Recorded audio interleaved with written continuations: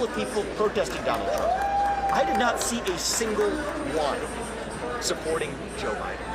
And I think it says something about the national mood of the country. I'm just talking, it's a hot day here, a lot buzzing around. I'm telling you what I've seen in Atlanta. Haven't been here for very long.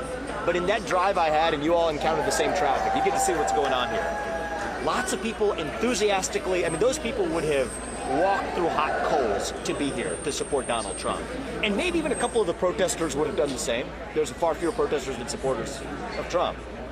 There were, I'm not saying like a few, there wasn't a single person out there cheering for Joe Biden. And I think it says something about that national mood of the country.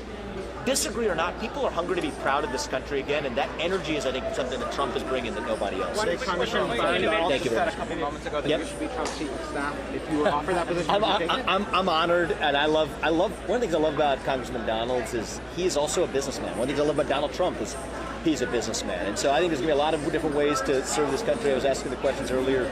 Donald Trump has not asked me to be his vice president, has not asked me to serve in any position. We have had some great conversations about the future, and I think that we're all going to be able to have a major impact on this country if we make sure that Donald Trump's the next president. So that's what I'm focused on right now. That's why I'm here tonight, and I'm rooting for a good debate tonight. Honored, sounds like you're interested. I'm interested in serving this country in whatever way has maximum impact. One quick question.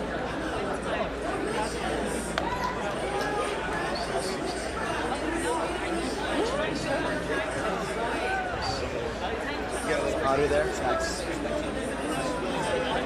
Yeah, he'll be back. We want to keep our eye that direction. Off the mic.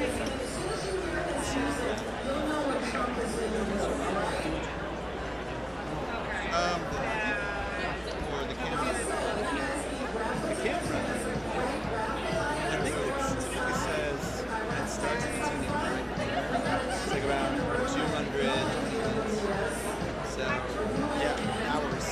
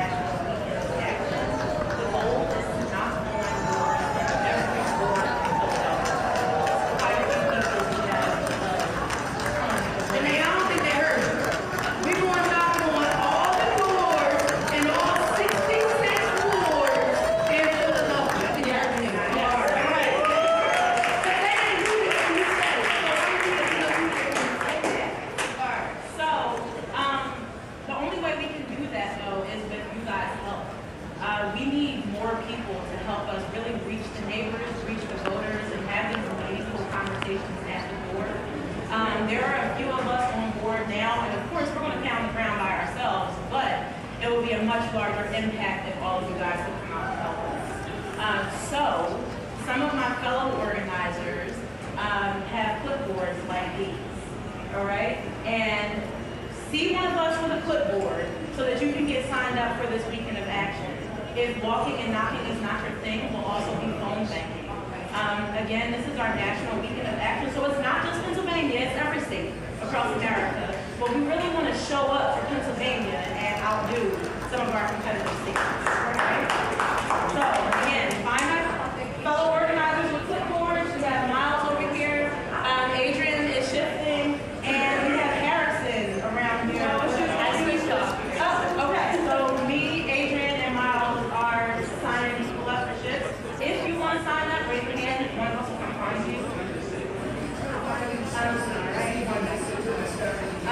We also need volunteers on site.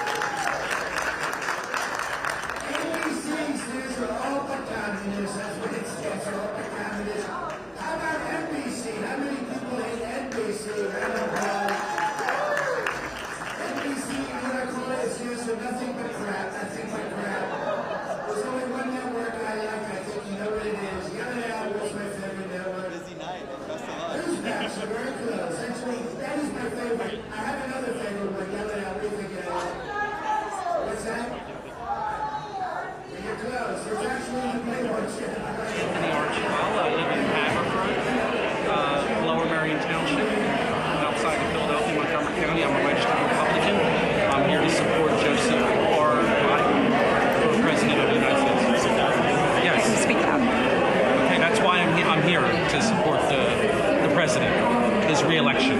And what do you think? What is your prediction of what's going to happen in debate tonight? What do you think President Biden has to do to convince the voter during this debate? Well, I think President Biden needs to show the American people empathy and great compassion, and that he cares about the middle class, and show that he has genuine concern for those people that are struggling, who are on the margins, and who are in the middle, especially in the middle, because they could make the difference. And here in Pennsylvania, it's a swing state, so it's most critical that he wins this state, because if Pennsylvania goes to Biden, I'm pretty sure the White House will go to Biden. And we can't afford 4 more years of uncertainty and unknown, and basically chaos with Donald Trump. Does that work? Thank you.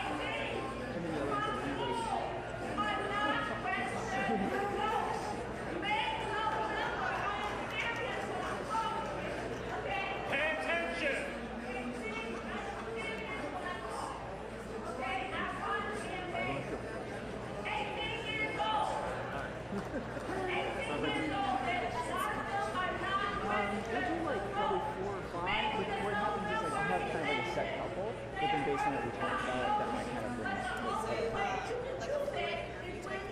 yeah, and I'm gonna have you step right up to the front. Perfect.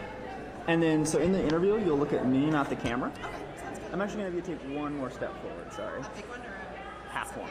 Right there. Perfect. Kind of a side effect of working alone is like that I have to have people way closer. No, of course. All right. That's good right there. Double check that everything's running so I don't waste your time. No, it takes. Don't worry, I'm here until like 9:30 every night anyway. I know, I'm so excited. Hello, how are you? All right. Yeah, I'm about to get interviewed. What can I say? Some people just say I have a face for it. I'm kidding. All right. I'm sorry. I'll hold it. Oh, you'll hold it? Yep. You'll just look right at me. So first question is just could I get you to say your first name, your last name?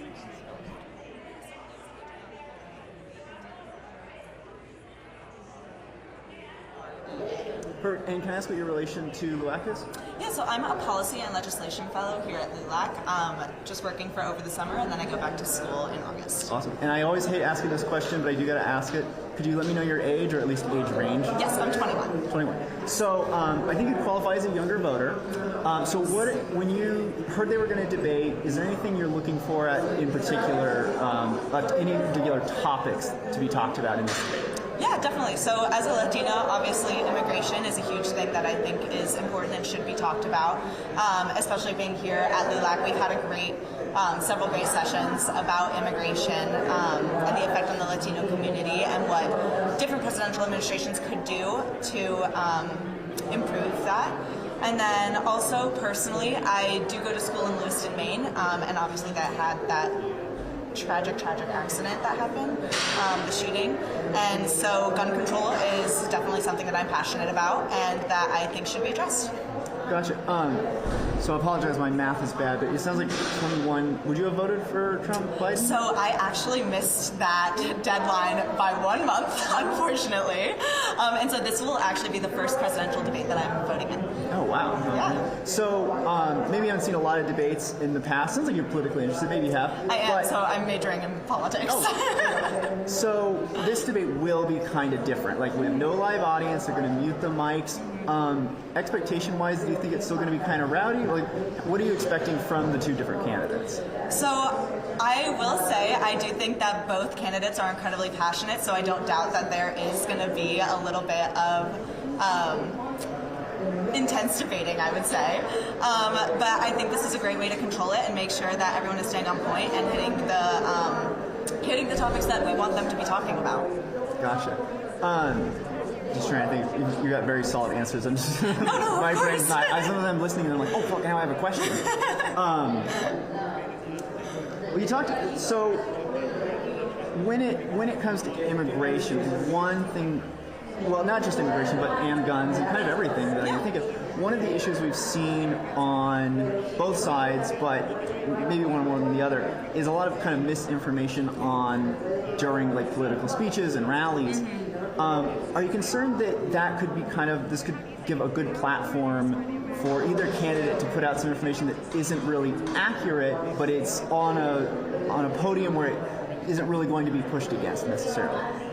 So I definitely think misinformation is a huge issue in the U.S., especially, as I mentioned, I'm 21, I'm still in college. Social media is something that's really predominant in our lives, and so when I'm looking at media online, I do think that a presidential debate would be something that I would trust instantly, and so having something to not validate that information if they are saying something on a platform that could be refuted but isn't, that's a little concerning to me as a viewer, and then would require something that I would have to do more research on afterwards. Gotcha. Kind of my second to last question, but as a younger voter, is it on your mind that both of these candidates are kind of up there in years? I mean, definitely, that's a concern for me, 100%. I do think it is not only the presidential candidate, but also who they surround themselves with. And so if they can surround themselves with people who are more relatable, who are more informed on what younger generations are interested in and are advocating for, then that could maybe compensate for some of their older ages.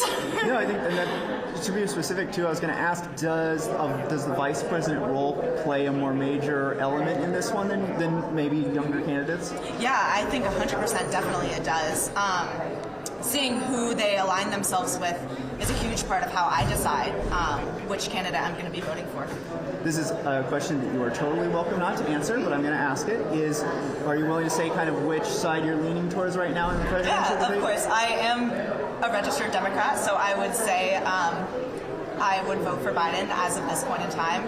I do pride myself on being a little bit more of a moderate Democrat, and so in the sense that I will always listen to both sides and then make an informed decision rather than just voting based on party identification. Guys, not one dots down one side. Exactly. Kind of thing. Perfect. Well, thank you so much for talking to me. Yeah, no, really of course. Thank you so much. Have a good one.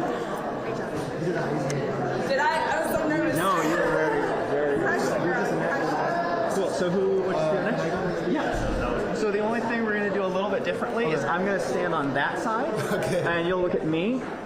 With me standing on that side, you're going to see me looking at the camera way more than you than I like to, but it's just to make sure something doesn't crash and I don't waste everybody's time with something going terribly wrong, which this camera has done a few times. So I'm going to have you kind of cement your feet right there. That's a good spot.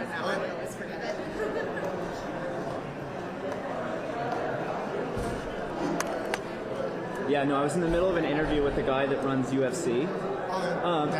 No, yeah, who's like, politics aside, a very intense person. Yeah. Like, not totally friendly in person, but not a guy I wanted to like screw up around. And as we're talking, my camera goes, and it killed all the video. And I happened to have another camera, and we got it. But ever since then, I'm like, that's why I'm like, I'll look at the camera all the time to see if it's done something. Cool. So yeah, like I said, you'll just look right at me. Can you edit my picture? Stop. You guys are so ready for TV. Me, I just get in front of the camera. Because of this. All right, perfect. So first thing, same thing. I'm just gonna have you say your first name, your last.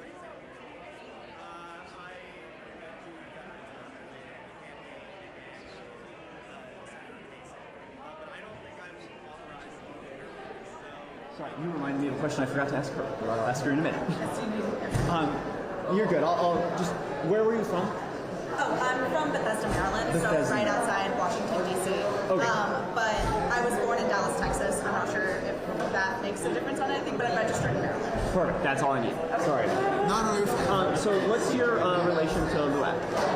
Actually, my grandpa was a former member of LULAC, and I've been going to chorizo menudo breakfasts my entire life in the DFW Metroplex area.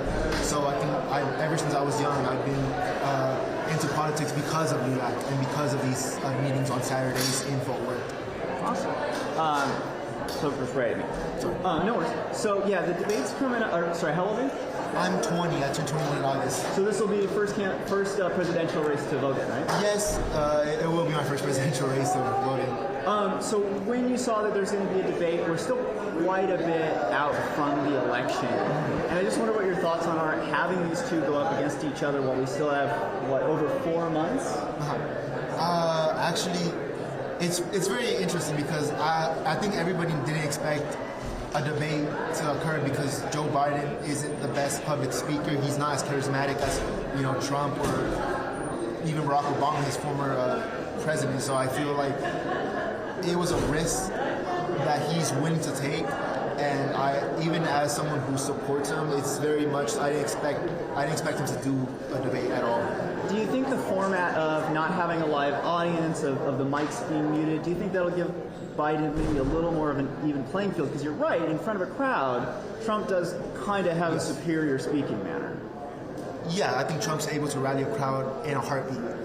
He's very good at public speaking, whereas I do feel like Joe Biden is leaving the public's audience, like the audience's voice out of this. I mean, I personally would like a crowd because it's able to show how the people actually feel, and I feel like that's also very crucial in a democratic republic.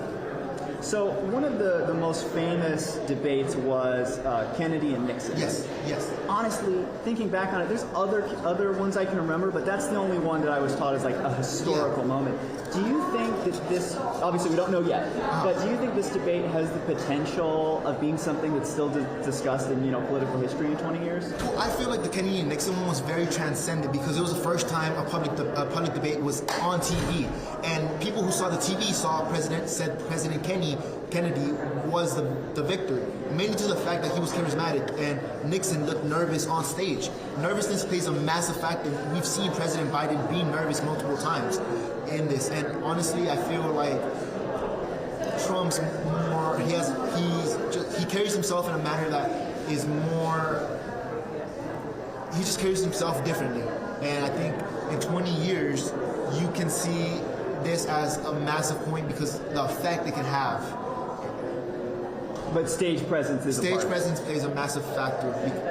So, as a young voter, as a first-time voter or presidential voter, what are some of the what's the top two topics that you want to hear discussed that you're passionate about? Number one, the Palestine issue. Number two, I'm from Texas, so I think the way Joe Biden or Donald Trump reacts to Texas and the way they've kind of ignored the federal government, I would like to see if they discuss that. And I would probably say Project 2025. Project 2025 is a massive talking point that I would like both parties to discuss because whoever wins, will take control of our future, honestly.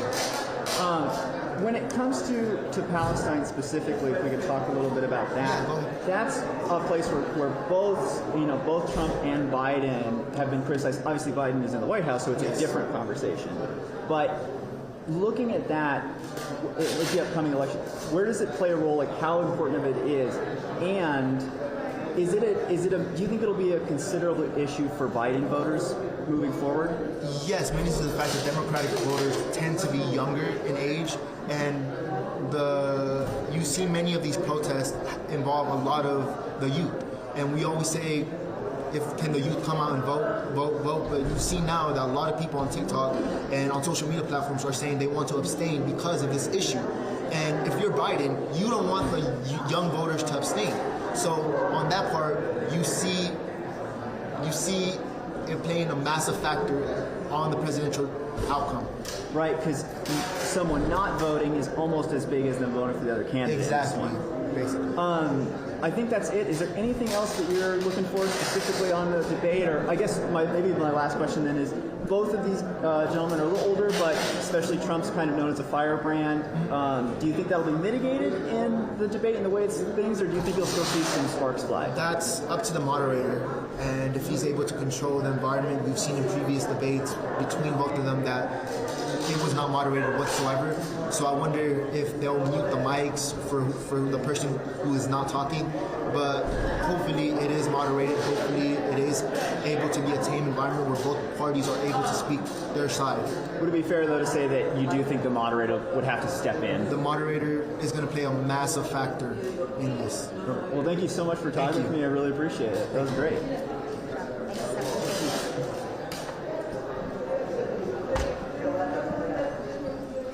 Smart kids, right? Yes. Not as dumb as we I don't find it threatening at all that they're. I look at them every day and I'm like, yeah, I don't find it threatening. At all. You guys are smarter than me. The future is in a good place.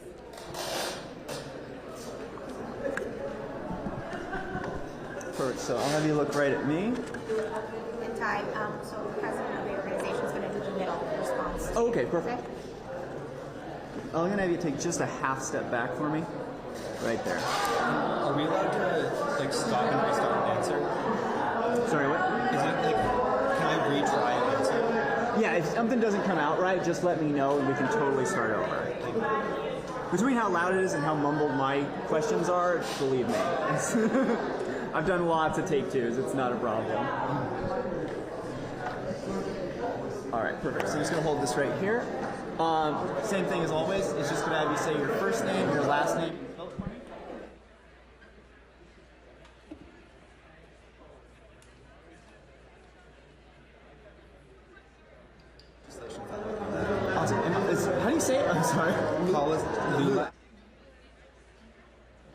every time I go to say it, I'm like, oh shit. So if I can ask, can you tell me your age? I'm 22. Perfect. And where are you from? Washington, D.C. Perfect. So you're all the way in Vegas. Can you tell me a little bit about what made you want to watch the debate here at this event tonight, instead of maybe going out and seeing Vegas? Well, I consider myself pretty politically active and interested. I don't anticipate my opinions changing much after the debate. I'm not sure that many people's opinions will change much after the debate. But I'm definitely interested to see where the candidates fall and also the reaction here. It's been great hearing other people's anticipations, and I'm looking forward to seeing the reactions. Well, I think you hit on something really interesting there, is that I don't know how many people that are watching this debate are like, boy, I sure don't know who to vote for, right? Like, they kind of know their parties. Is this more about seeing what your candidates, like, is this kind of a thing where in a year, we have either candidate elected, we can say, hey, they're not following through with this. Is that a better opportunity to see where the candidates stand on a specific topic, as opposed to maybe more traditionally a debate where we go, oh, I like this guy now? I think nobody is not sure how they feel about Joe Biden or Donald Trump. I get the promises made, and we'll see if those promises are kept down the line. I agree that it might be not so much Joe Biden versus Donald Trump, but each versus home, right? Are people going to turn out for them? Are they going to rally their base to show up? Not so much those swing voters in some states. So I do agree. I know the election's pretty far out, but when we look back at 2020 and January 6th, we did see a lot of action in the streets. Things seem to have be a little bit quieter. There's instances we can point to across America, of course, but overall it seems a little quieter. Do you think, again, just your opinion, do you think towards the election we'll start to see a ramp up in in the streets political movements? I disagree that it's quieter. I'm reading that there's rampant intimidation of public officials, librarians, school board leaders. It's very low level, but it's constant. It's dangerous to be a poll worker. Like, that stuff's insane, and the elections are politicized, libraries, schools, bars, all of that. And so I do believe there will be political violence in the streets at a high level if Trump loses. There'll be probably more on the protest side, maybe some violence if Biden loses. But I think that rhetoric of violence and stolen country and white replacement and all that is certainly proliferating, and it's getting on a lower, kind of more ubiquitous level. Well, it's really, really interesting you mentioned that it's come all the way down to school boards and libraries kind of thing. Are you concerned that while there's so much attention paid to the presidential level, do you think maybe this is actually something that's affecting much lower level, school board 5? Is that where we should be looking, or do you think that it's really the presidential elections that kind of construct how we look down ballot? I think that Trump particularly increasingly defines the Republican Party. Are you with him or against him? And at the low level, if you're MAGA or not, does matter. I think less so in other spaces. We're also seeing that it's not just about them, it's about where people throw big money. So, in New York, we just lost Jamal because of big money. And I'm seeing that as not just because of their policies, but because of what people say they support. Are they DEI? Are they woke? Are they Antifa? Are they, and those kinds of things are more important than what they're actually doing or what they've actually done. Appreciate you taking some hard questions, and I really do appreciate the answers. Back to tonight's debate with the moderator, with no live audience, with the muted mics. Do you think it'll be more, just that kind of factual, kind of flat, but maybe interesting, or do you think we'll still get a high level of combativeness? It'll be interesting and horrifying and combative. I don't think it'll be overly factual. I do appreciate there not being a live audience. I get that that's part of the thing, but there's an audience at home. The press is going to do their thing, and ultimately, it's not about people watching a 2-hour-long debate. It's really about the sound bites and the TikToks, and they're going to get those anyway. I think that we know they can yell at each other. Do we know that they can defend their records, that they can speak confidently and consistently? I think particularly for Biden, people want to see him be coherent.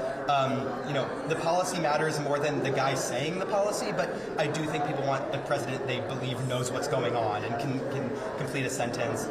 Likewise, I think Trump will hopefully have to defend his record and explain why it's a hoax and why these indictments don't mean anything. And that Biden can also win back his voters. I think people are not going to necessarily flip to Trump because they're opposed to Biden, but they will stay home, and that deeply concerns me. You could call it the lesser of two evils, but the difference matters so much, and I think it's imperative on Biden to earn back the people who wanted to vote for him in 2020 or want to vote for him now, and I feel that these foreign policy issues are complicated, but a lot of people feel that he is just failing them and failing to draw red lines. Now, it's possible that even if Biden draws red lines, Netanyahu will ignore them.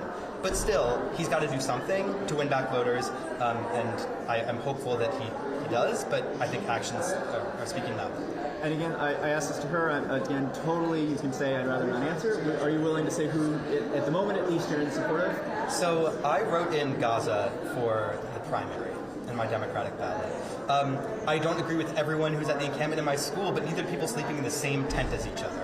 Right? I think that's a hugely important issue. I will be voting for Joe Biden, but I hope he takes into account kind of this imperative to change a little bit and earn back those voters. So my mom told me I have to vote for him, and I will, but I'm really hoping that I feel good about it. So if he takes like you were talking about this will be my last question on this, but if he takes a stronger stance on Israel and Palestine and the conflict in Gaza, is that something you think like you said, not necessarily people that would switch and vote for Trump, but people that might stay home? Is that, do you think, maybe one of the biggest things he needs to hit on right now? I think it is hard for people to turn around and vote for who they deem to be genocide Joe.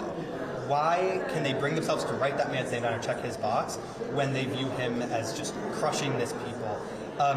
I think even changing course might not be enough to get those kind of disillusioned voters, especially in Atlanta and Michigan. It shouldn't matter that they're in Atlanta or Michigan because the Electoral College is the reason this is even a competition, right? But to that end, I think some people might listen closely to what he says going forward, but it has been so long, and not just on this issue, that I think it might be too late to win back people by proving that he's going to do what they want. Fascinating. Well, that was all I had, but thank you so much for talking with me. That was great. Thank and you I really appreciate it. You had some interesting topics. I asked some hard questions, but I really appreciate it. And your Thank thoughts. you. It was great. Thank you. Good to meet you. Is it open? Yes. Awesome. Thank you so much for that. They were great. So we'll do the national president in the middle, and then I've got a host debate. I'm trying to get to the audience as well for host debate. Awesome. That'll be great. Is it possible to get the videos on Here, give me one sec. Original thought is that it's 6% of the voters in 6 states who are going to decide this election. That 94% of voters Okay, cool. It'll be on the AP's website, and then already settled, and it's only 6 I can, yeah. I'll share it with them. Okay, in the cool. north, Don't 3 worry in the about doing it. I'll south, share it on the link. Then that's what we'll do. southwest, and about And yeah, I hate to say it, but I don't know the deciders. I mean, they even got that everyone will make it just because they are pulling from the whole nation. So I always like to mitigate. But I did get a text in the middle of that, which is probably not at this point. They trust but Trump. they said it sounded really good. So I think I think we're in good democracy space means for different that. things to different people. So, I think a lot of it is I will. how's the You know, country it's probably run. going to be pretty full. Right track, wrong track. People are But it is a kind of dragging very their small feet, sliver so- of people. You know, maybe 6:30, yeah, all these big 5:36. national debates and all these national ads. maybe we So yeah, should I'll just probably get be those fairly couple of million people in the still room for a and little have bit, them decide and then. Take your time. be done with it. It is amazing, though, Leave your stuff that here, and then we can democracy go is do. something I have that to can go in the also be open to take flipped. care of another matter, but That it is find me equally there. Perfect. Thank you so much. to some Trump voters as Biden voters, and they see it the opposite way. Or, I mean, one thing that happened during COVID is because there were changes to some election laws to accommodate the pandemic, there are people who thought that went too far and criticized that in terms of election integrity.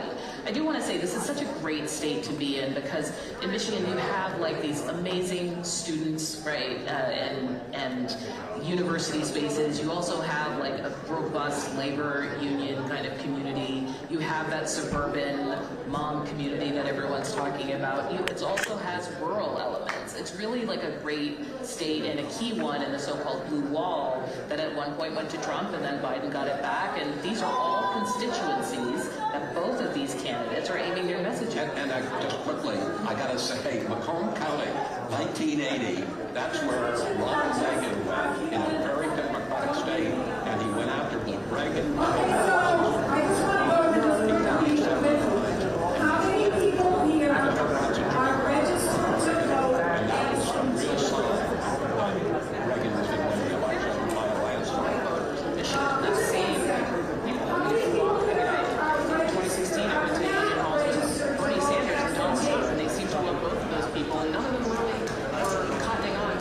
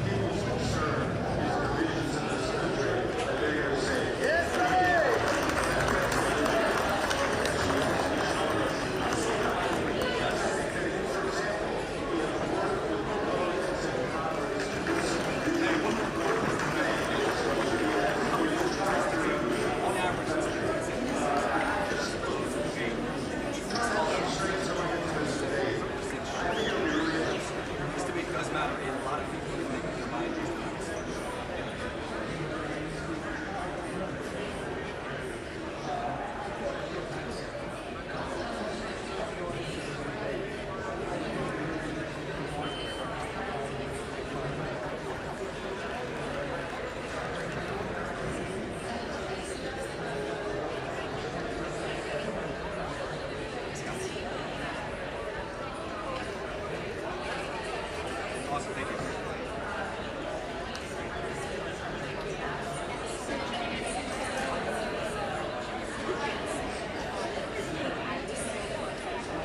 Goodbye. Sorry.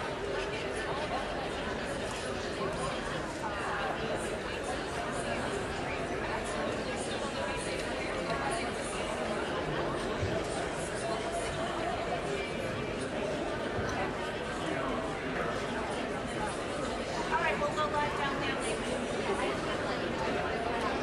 Thank you for waiting. I appreciate it. Yeah, thank you.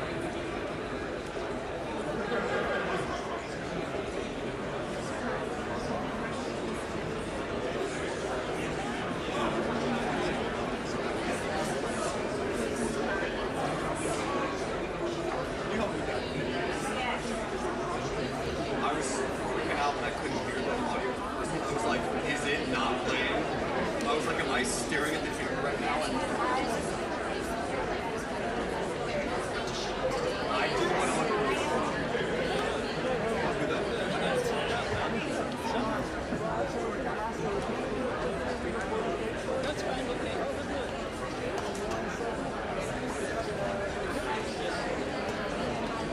I'll give you a quick seat on this. Anything, I promise.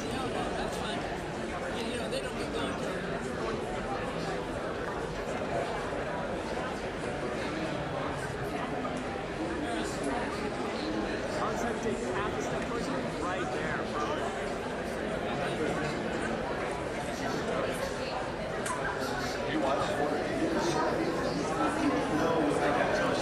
Sorry, I'm running the show by myself tonight. I used to work with cable.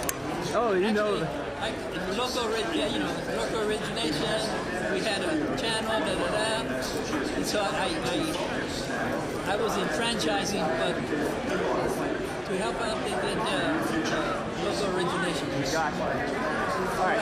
So you'll look right at me, not the camera, and I'll keep it kind of quick. I'll hold it. Okay. Just first question is, could I have you say your first name, your last name?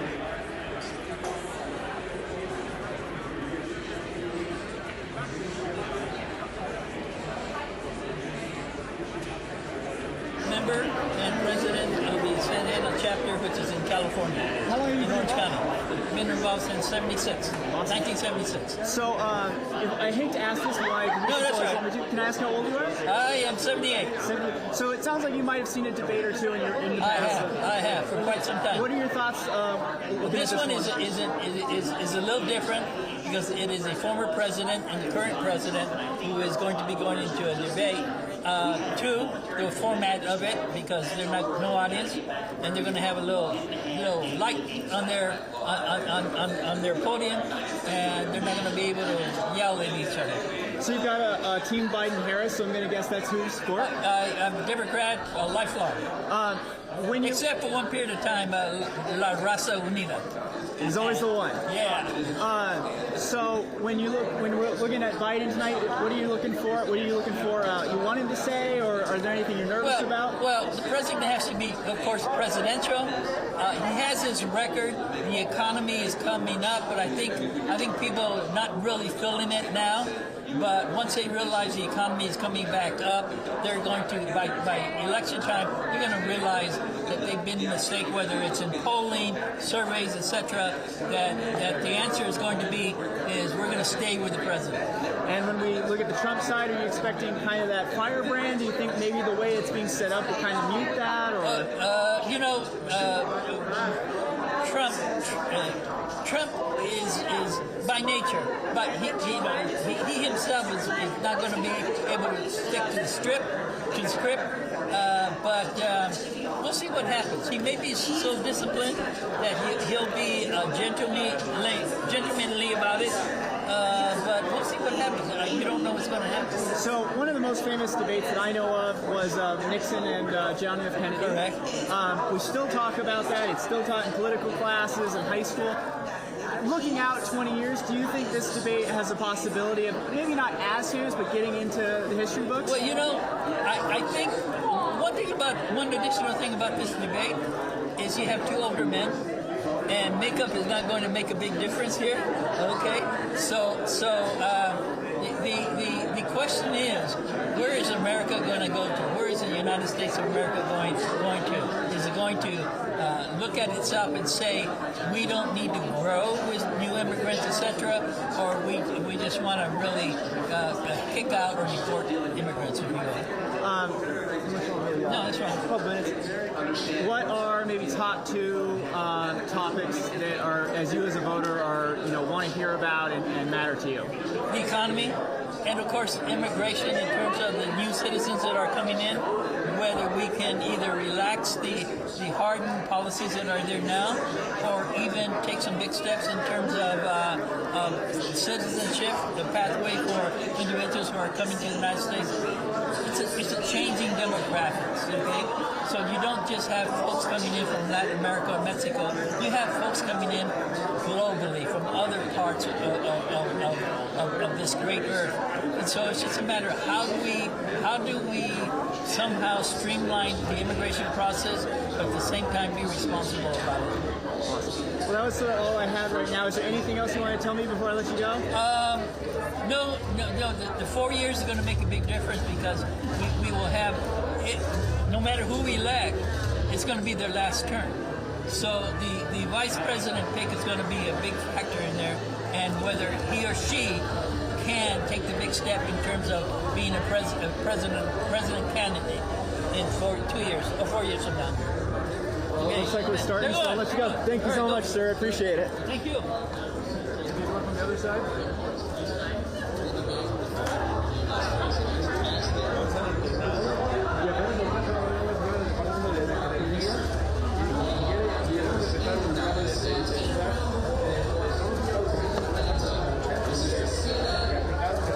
If you decide you need an interview from the other side, you can come find me. Absolutely. When there's a commercial break, because I know they're going to do one, maybe in the back right there, because that would be great. I'd love to talk to you about it. Thank you so much.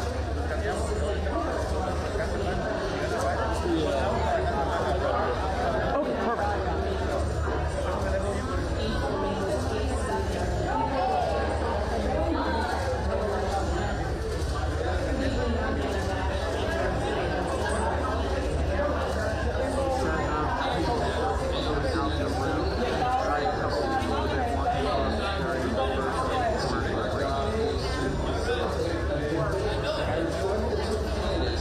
Before we actually talk.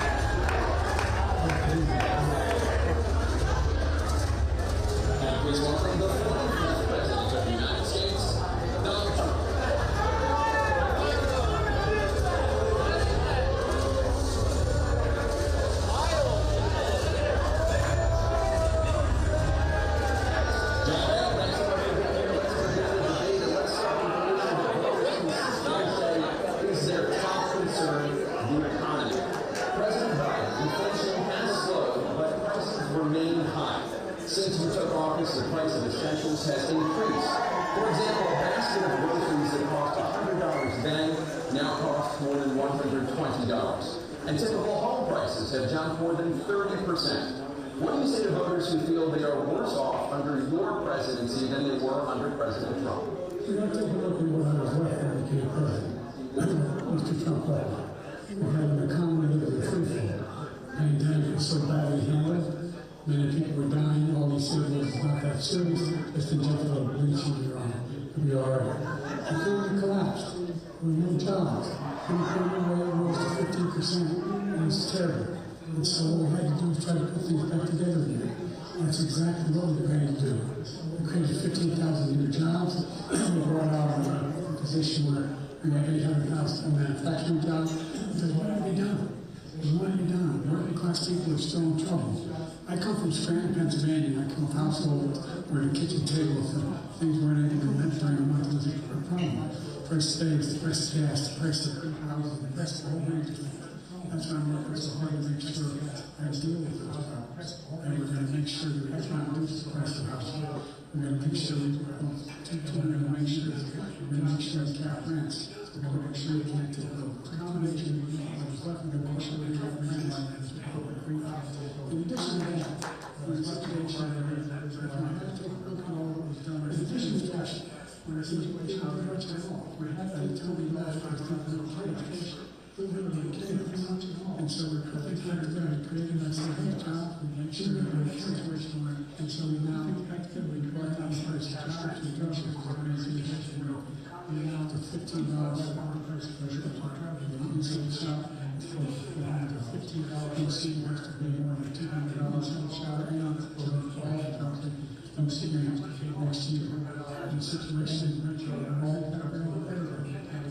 next year. So the work is very much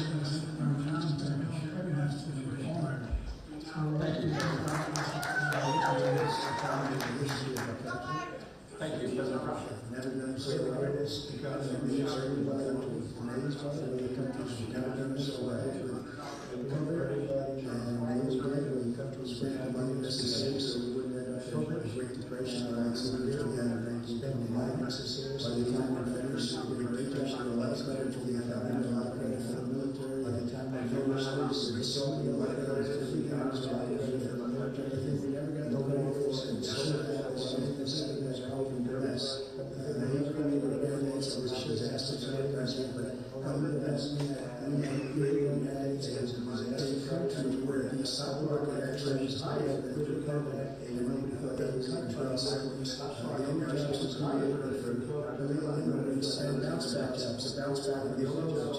He is not doing a good job, he's doing a good job, bounce back, he's still bounce back. It is absolutely killing us. Thank you, President Biden. Inflation is still more than the greatest, it's absolutely killing us. Thank you, President Biden.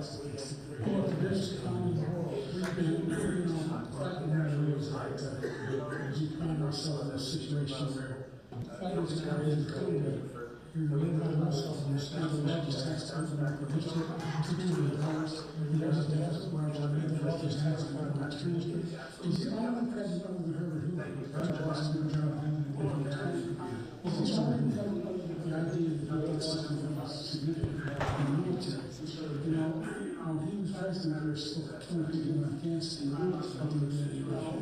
And he was president, we still found ourselves in a position where you had a notion that, you know, there was still a single country, 2/3 of our notion this century, this coming 2/5 of the only president to this century, and we're going to have a key.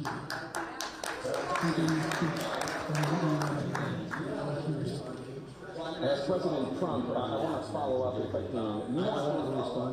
Well, I'm going to ask you to follow up. You can do whatever you want with the minutes and busy. How will you ensure that that doesn't drive prices up on all goods coming into the U.S.? How will you ensure that that doesn't drive prices up? Everybody else was held just in close countries like the Philippines, across the years, like China, and many others in Africa. And give us a lot of power for other things.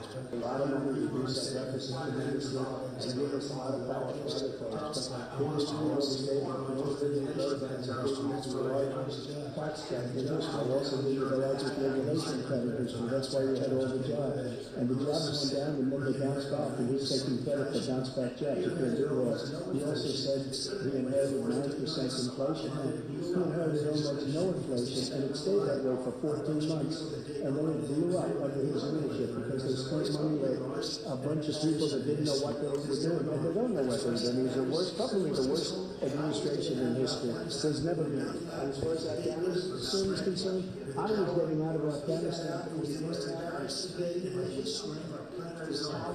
President Trump over the last 8 years under social security restrictions, the national debt soared to record highs. And according to a new nonpartisan analysis, President Trump's administration approved $8.4 trillion in new debt, while so far President Biden has approved $4.3 trillion in new debt. So former President Trump, many of the tax cuts that you signed into law are set to expire next year. You want to extend them until 30%. When the U.S. faces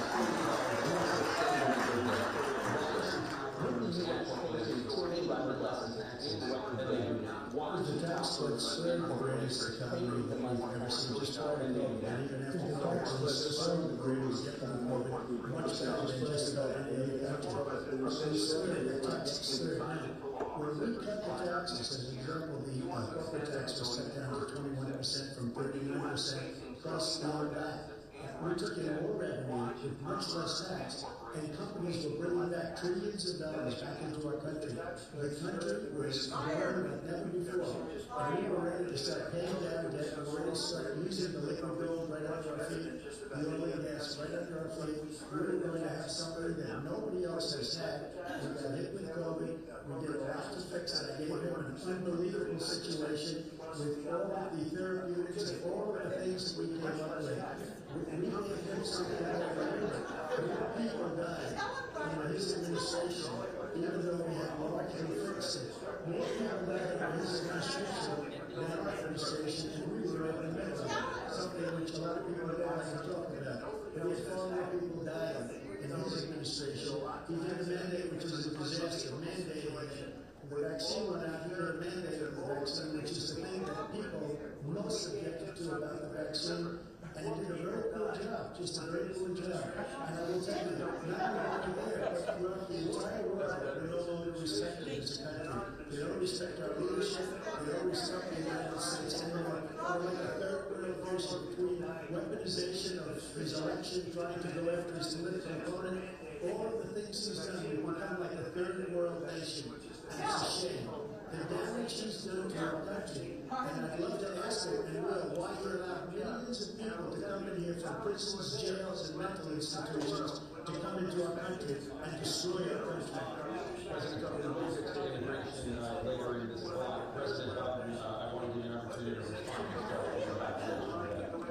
You know, the largest national event for your number two. You got $2 trillion tax cut benefit the very wealthy. Then I have 160 taxes. For example, you have 1,000 trillion we're in a situation where they affect 8.2% tax. If they just paid 24%, 25%, even on those deals, they've raised $500 billion, I should say, in a 10-year period. We're going to be able to wrap up his debt, we're going to help make sure that all the things we need to do, child care, elder care, making sure that the town is strengthen our health care system, making sure that we're able to make every single solitary person eligible for our family who is with COVID. It's giving dealing with everything we have to do with.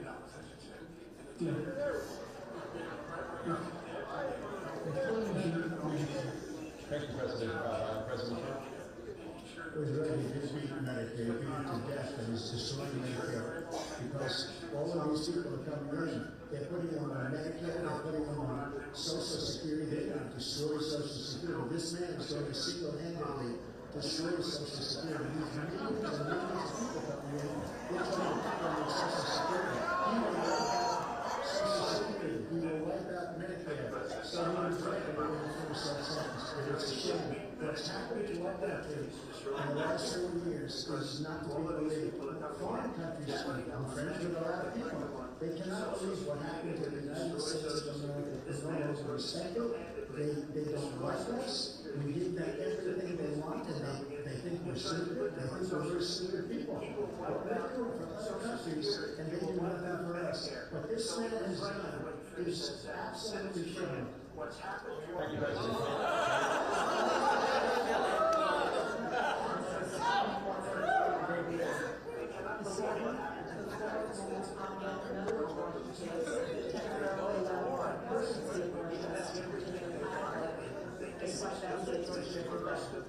Former President Trump couldn't take credit for the decision to overturn Roe v. Wade, which returned the issue of abortion to the states. However, the federal government still plays a role in whether or not women have access to abortion pills. This morning, about 2/3 of all abortions.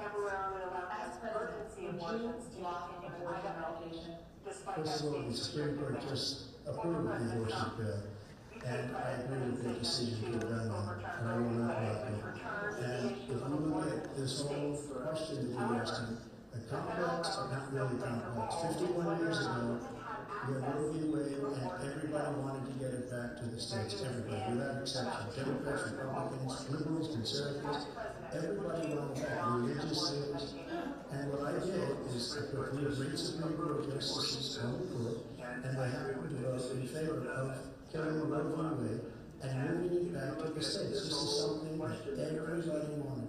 Now, 10 years ago, we started talking about how many weeks and how many this, and getting into other things. But every legal scholar throughout the world, for the most respected, wanted to go back to the states. I did that. Now the states are working it out. And we look at Ohio, it was a decision where it was an end result that was a little bit more liberal than you would have thought. Kansas, I would say the same thing. Texas is different. Florida is different. But they're all making their own decisions right now. And right now, the states control it. That's the vote of the people. Like Ronald Reagan, I believe in the exceptions. I am a person that believes. And frankly, I think it's important to believe in the exceptions. Some people have to follow the heart. Some people don't believe in that. But I believe in the exceptions for what makes sense and the life of the mothers. I think it's very important. Some people don't follow your heart, but you have to get elected also. Because that has to do with other things. You got to get elected. The problem there is they were radical because they will take the life of a child in the 8th month, and 9th month, and even after birth. After birth, if you look at the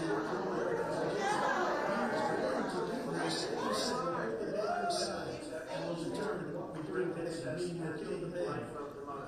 What happened is we brought it back to the states, and the country is now coming together on this issue. It's been a great thing. The fact is that the vast majority of support her. And that was this idea that they're all against it is just ridiculous. And this is the guy who said the state should be able to have it. We're going to say we're in 6 weeks. And moving over the Pregnant Act, which you and I see Dr. Hammer and have him decide what your circumstances are and you need help. The idea that states are able to do this is a little like saying we're going to send certain rights back to the states, that each state have a different role. Look, there's so many young women right now, including a young woman who just was murdered, and he went to the funeral. And the idea that she was murdered by an immigrant coming in to talk about that. Here's the deal. There's a lot of young women being raped by their in-laws, by their spouses, brothers and sisters. It's just ridiculous. And they can do nothing about it. And they try to arrest them across state lines. There's been many young women murdered by the same people he allows to come across our border. We have a border that's the most dangerous place anywhere in the world. It's the most dangerous place anywhere in the world. And he opened it up, and these killers are coming into our country. And they are raping and killing women. And it's a terrible thing. As far as abortion is concerned, he's not back with the states. The states are voting. In many cases, it's frankly very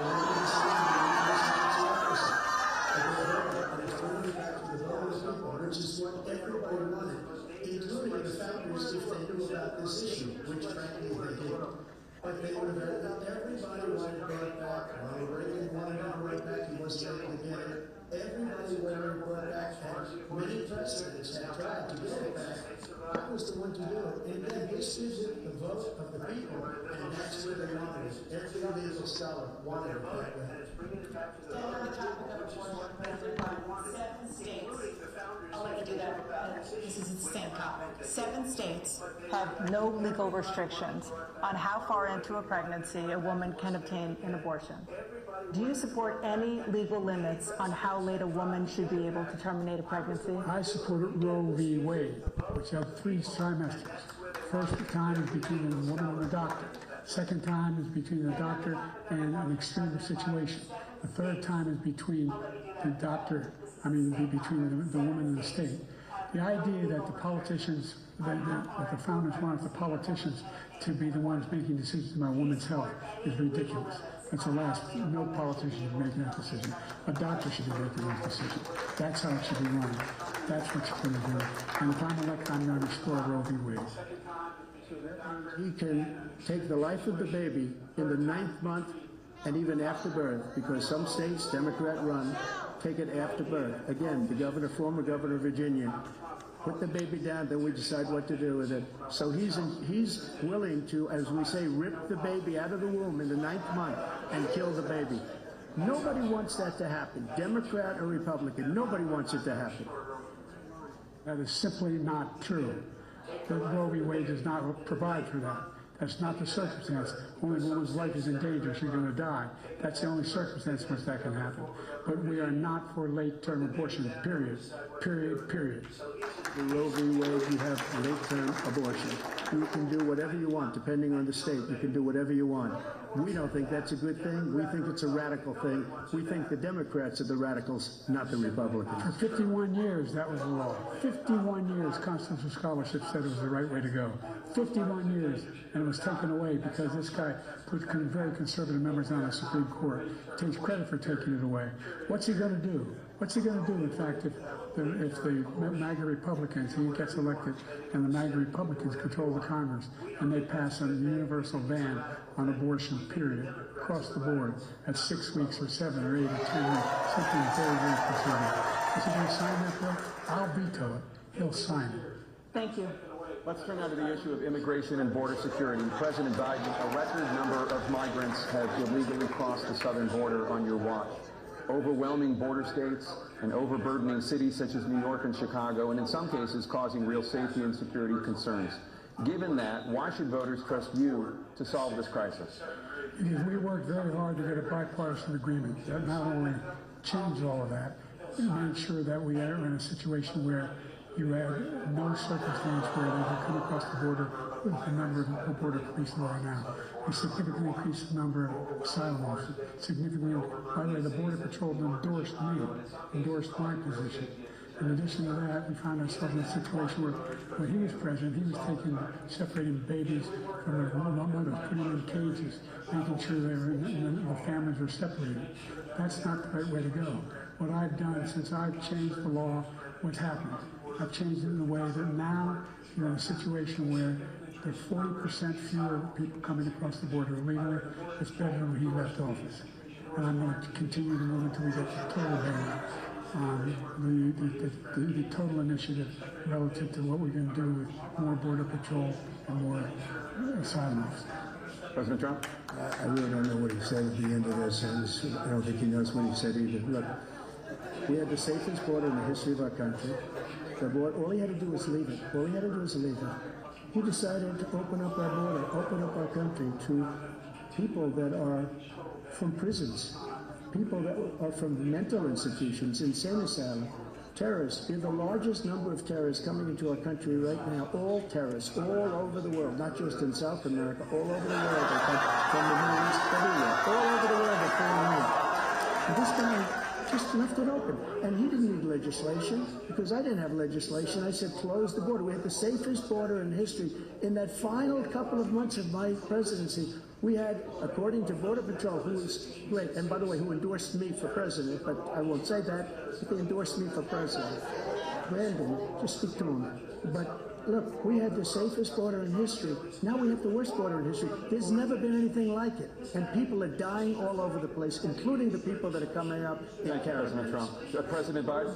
The only terrorist who's done anything across the border is one who came along and killed 3, under his administration, killed Al-Qaeda, person in his administration, killed 3 American soldiers. Killed 3 American soldiers. That's the only terrorist that's there. I'm not saying that no terrorist ever got through. The idea they're emptying their prisons, we're welcoming these people, that's simply not true. There's no data to support what he said. Once again, he's exaggerating and he's lying. President Trump, staying on the topic of immigration, you've said that you're going to carry out, quote, the largest domestic deportation operation in American history, unquote. Does that mean that you will deport every undocumented immigrant in America, including those who have jobs, including those whose spouses are citizens, and including those who have lived here for decades? And if so, how will you do it? Just 1 second. He said we killed 3 people. The people we killed are al-Baghdadi and Soleimani, the 2 greatest terrorists, biggest terrorists anywhere in the world, and it had a huge impact on everything, not just border, on everything. He's the one that killed people with a bad one, including spouses are citizens, and including those who have lived here for decades. And if so, how will you do it? Just 1 second. You said we killed 3 people. People we killed al-Baghdadi and Soleimani, the 2 greatest terrorists, biggest terrorists anywhere in the world, that had a huge impact on everything, not just border, on everything. He's the one that killed people with a bad one, including hundreds of thousands of people dying, and also killing our citizens when they come in. We are living right now in a rat's nest. They're killing our people in New York, in California, and every state in the union. There's no borders anymore. Every state is now a border. And because of this ridiculous, insane, and very stupid policies, people are coming in and they're killing our citizens at a level that we've never seen. We call it migrant crime. I call it migrant crime. They're killing our citizens at a level that we've never seen before. And you're reading it like these 3 incredible young girls over the last few days. One of them just spoke to the mother, and they just had the funeral. This girl, 12 years old. This is horrible what's taking place. What's taking place in our country. Literally an uncivilized country now. He doesn't want to do it. He just doesn't know. He opened the borders. Nobody's ever seen anything like this. And we have to get a lot of these people out. We have to get them out fast because they're going to destroy our country. Just take a look at where they're living. They're living in luxury hotels in New York City. Our veterans are on the street. They're dying because he doesn't care about our veterans. He doesn't care about our veterans. Nobody could have worse. I have the highest approval rating for veterans taking care of the VA. He has the worst. He's gotten rid of all the things that I approved. Joyce, I got through Congress, all of the different things I approved. They abandoned. We had by far the highest, and now it's down to less than half. Because he's done all these great things that we did. And I think he did it just because I approved it, which is crazy. But he's killed so many people in our border by all of these people who come in. And it's a very sad day. President Biden, you have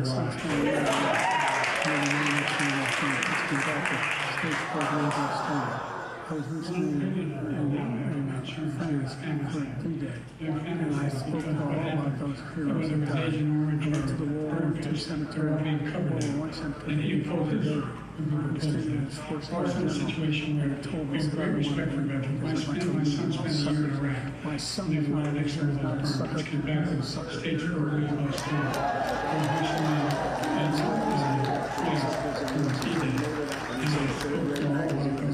like many of these magazines. He made that up. He put it in commercials. He notified them. We had 19 people that said it. He said, and think of this, who would say, I'm at a cemetery, or I'm talking about our veterans? Nobody's taking better care. I'm so glad this came up. There's nobody that's taking better care of our soldiers than I have. To think that I would, in front of generals and others, say suckers and losers. We have 19 people that said it was never said by me. It was made up by them, just like Russia was made up, just like the 51 intelligence agents are made up, just like the new people with the 16 economists are talking. It's the same thing. 51 intelligence agents said that was Russian disinformation. It wasn't. That came from the Sun Hunter. It wasn't Russian disinformation. It was never said by me. It was made up by him, just like Russia was made up, just like the 51 intelligence agents are made up, just like the new things with the 16 economists are talking. It's the same thing. 51 intelligence agents said that the laptop was Russian disinformation. It wasn't. That came from the Sun Hunter.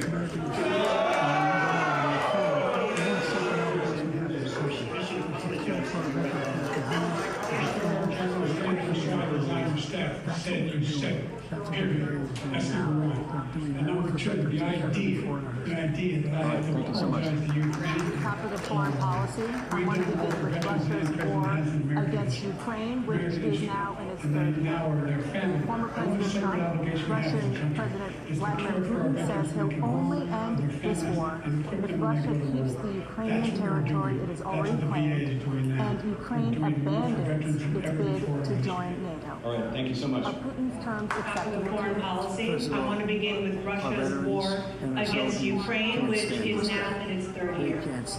Former President Trump, Russian President Vladimir Putin says he'll only end this war if Russia keeps the Ukrainian territory it has already claimed and Ukraine abandons its bid to join NATO. As far as Russia and Ukraine, if we had a real president, a president that knew that was respected by Putin, Can't stand this. They can't stand it. They think he's the worst commander in chief. right now, much more than people know. That we've ever had. They can't stand it. So let's get that straight. And they like me more than just about any other. And that's basically every single bit of information. Russia and Ukraine. If we have a real president, the president that was respected by Putin. That when Putin watched that, and he saw the incompetence, he should have fired So he's got numbers. You can double those numbers, maybe triple those numbers. No general. He did nothing himself. In fact, I think he encouraged Russia. I was so sad with Afghanistan. It was such a horrible, embarrassing, most embarrassing moment in the history of our country. That when Putin watched that, and he saw the incompetence, and he should have fired those generals like I fired the one that you mentioned. And so he's got no remorse. But he should have fired those generals. No general got fired for the most embarrassing moment in the history of our country, Afghanistan, where we let billions of dollars of equipment behind. We lost 13 beautiful soldiers, and 38 soldiers were obliterated. And by the way, we left people behind too. We left American citizens behind. When Putin saw that, he said, you know what? I think we're going to go in and maybe take this is his dream. I talked to him about his dream. The difference is he never would have invaded Ukraine. Never. Just like Israel would have never been invaded in a million years by Hamas. You know why? Because Iran was broke with me. I wouldn't let anybody do business with them. They ran out of money. They were broke. They had no money for Hamas. They had no money for anything. No money for terror. That's why you had no terror at all during my administration. This place, the whole world was blowing up under him. President Biden. There's so much more I can move away. The situation first. Iran attacked American troops, killed women, ran down where a number of these troops, and he did nothing about increasing. Nobody was present. This guy told Ukraine, He said they just had to have everything coordinated. He didn't do a thing. And that's exactly what he's talking about. Number two, we got over 100,000 Americans out of Afghanistan during that ago. Number three, I found ourselves in a situation where if you take a look at what Trump did in Ukraine, this guy told Ukraine, he told Trump, do whatever you want, do whatever you want. And that's exactly what Trump did. President Trump, I come back to you for 1 minute. I just want to go back to my original question, which is, are Putin's terms acceptable to you? Keeping the territory in Ukraine? No, they're not That's what he wanted to reestablish. But look, this is a war that never should have started. If we had a leader in this war, he let everybody along. He's given $200 million now or more to Ukraine. He's given $200 million. That's a lot of money. I don't think there's ever been anything like it. Every time that Zelensky comes in this country, he walks away with $60 million. He's saying this else than ever. And I'm not knocking him. I'm not knocking anything. I'm only saying the money that we spend on this war, He let everybody along. we shouldn't be He's given spending. $200 billion now or I will more have that war to Ukraine. He's given settled. $200 billion. That's a lot of money. As I don't think there's ever been anything like it. Every time that Zelensky comes to this country, he walks away with $60 million. He's the greatest salesman ever. And I'm not knocking him. I'm not knocking anything. I'm only saying the money that we're spending in this war, and we shouldn't be spending, it should have never happened. I will have that war settled between Putin and Zelensky as president-elect before I take office on January 20th. People 18 kills, so ridiculous, so stupid. And I will get it settled, and I'll get it settled fast before I take office. The fact is that Putin is war country. He's killed thousands and thousands of people. And he has made one thing clear. He wants to reestablish what was a part of the story out there. Not just a piece he wants all of Ukraine. That's what he wants. And then you think he'll stop there? You think he'll stop in invitation grants? What do you think happens to Poland? What do you think happens to those NATO countries? And so if you want to moving on to the Middle East. In October, Hamas attacked Israel, killing more than 1,000 people and taking hundreds of hostages. Among those held and thought to still be alive are 5 Americans. Israel's response has killed thousands of Palestinians and created a humanitarian crisis in Gaza. President Biden, you put forward a proposal to resolve this conflict, but so far Hamas has not released killing more than 1,000 people Israel and is taking hundreds continuing of its military hostages. offensive in Among Gaza. those held and So thought what to still be additional alive are weapons 5 will you Americans. use to get Israel's Hamas response and has Israel killed thousands of to end the war? Palestinians and created a humanitarian crisis in Gaza. President Biden, you put forward a proposal to resolve this conflict, but so far Hamas has not released the remaining hostages, and Israel is continuing its military offensive in Gaza. So what additional leverage will you use to get Hamas and Israel to end the war? You have 2 minutes. Everyone from the United Nations Security Council straight through the G7 to the Israelis and Netanyahu and endorsed what's happened? Which is 3 stages. The first stage is to trade the hostages, a ceasefire.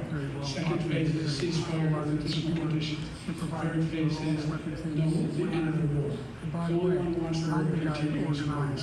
Against Iran and pushing hard to get them upset. In the meantime, what's happened in Israel, the only thing I designed was 2,000 they don't work there. They don't have the biggest providing people support providing all the weapons they need and when they need. By the way, I'm the guy that organized the war against Iran when they passed the full-blown intercontinental ballistic missile attacks on Israel. No one was hurt. No one Israeli was accidentally killed, and we stopped. We saved Israel. We are the biggest producer of support Israel weapons among population. So those are 2 different things. Hamas cannot back to Ukraine for 1 second. We continue to send our ocean separating us. The European nations together have spent $100 billion or maybe more than that, less than us. Why doesn't he go there and say you got to put up money like I did with NATO? I got them to put up hundreds of millions of dollars. The Secretary General of NATO said Trump did the most incredible job I've ever seen. We wouldn't have to do going out of business. We were spending almost 100% of the money was paid by us. He didn't do that. Spent $100 billion or maybe more than that, less than us. We're over $100 billion Why doesn't he call more them and spent. say you got to It has put a up bigger money like impact I on did with them. NATO? I got them to put up hundreds of billions of dollars. The Secretary General of NATO said Trump did the most incredible job I've ever seen. Everybody thinks we're spending almost 100% of the money was paid by us. And you should let him go and let him finish his job. He doesn't want to do it. He's become like a Palestinian. We're over $100 billion more spent, and there's a bigger impact on them because of location, because we have an ocean in between. You got to ask them, as far as Israel and Hamas, Israel's the one that wants to go. He said the only one who wants to keep going is Hamas. Actually, Israel is the one, and you should let him go and let him finish his job. He doesn't want to do it. He's become like a Palestinian, but they don't like him because he's a very bad Palestinian. He's a weak one. President Biden, you have a minute. This is the guy that wants to get out of NATO. You understand NATO? The idea that we have our strength lies in our line to the south. There may be a big ocean, but if we're able to avoid a war in Europe, a major war in Europe, what happens is that we have to continue to go into NATO. We have an Article 5 agreement.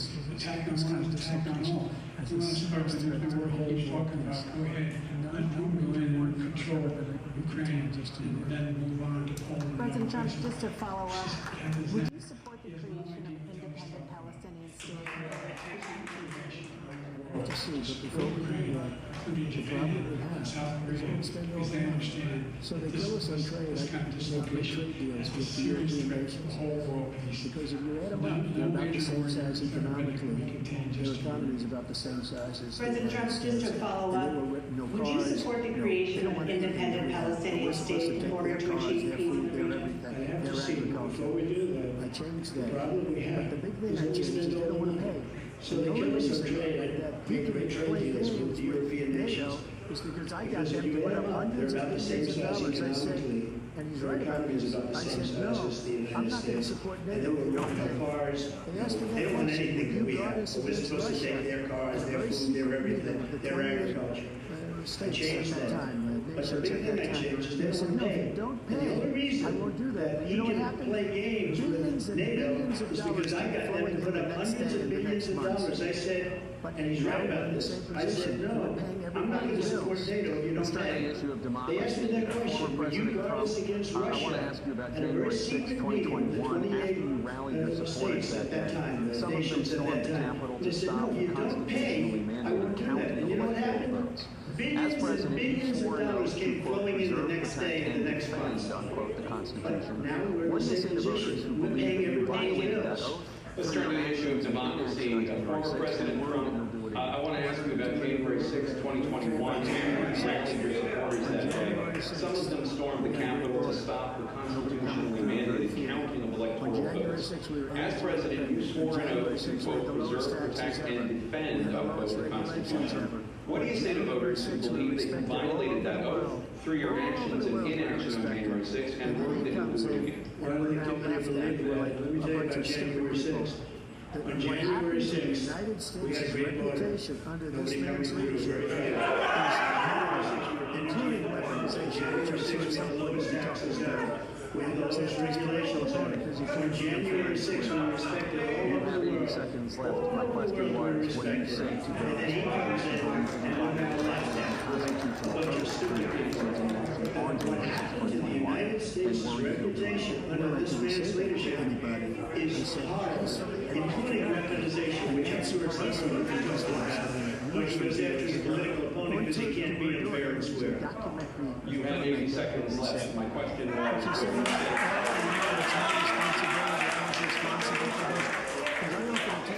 soldiers or National Guard, and she turned them down. And the mayor, in writing, by the way, the mayor, peacefully and patriotically, and they turned it down. I offered 10,000 because I could see, I had virtually nothing there. They asked me to go make a speech. I can see what was happening. Everybody was saying they're going to be there on January 6th. They're going to be there.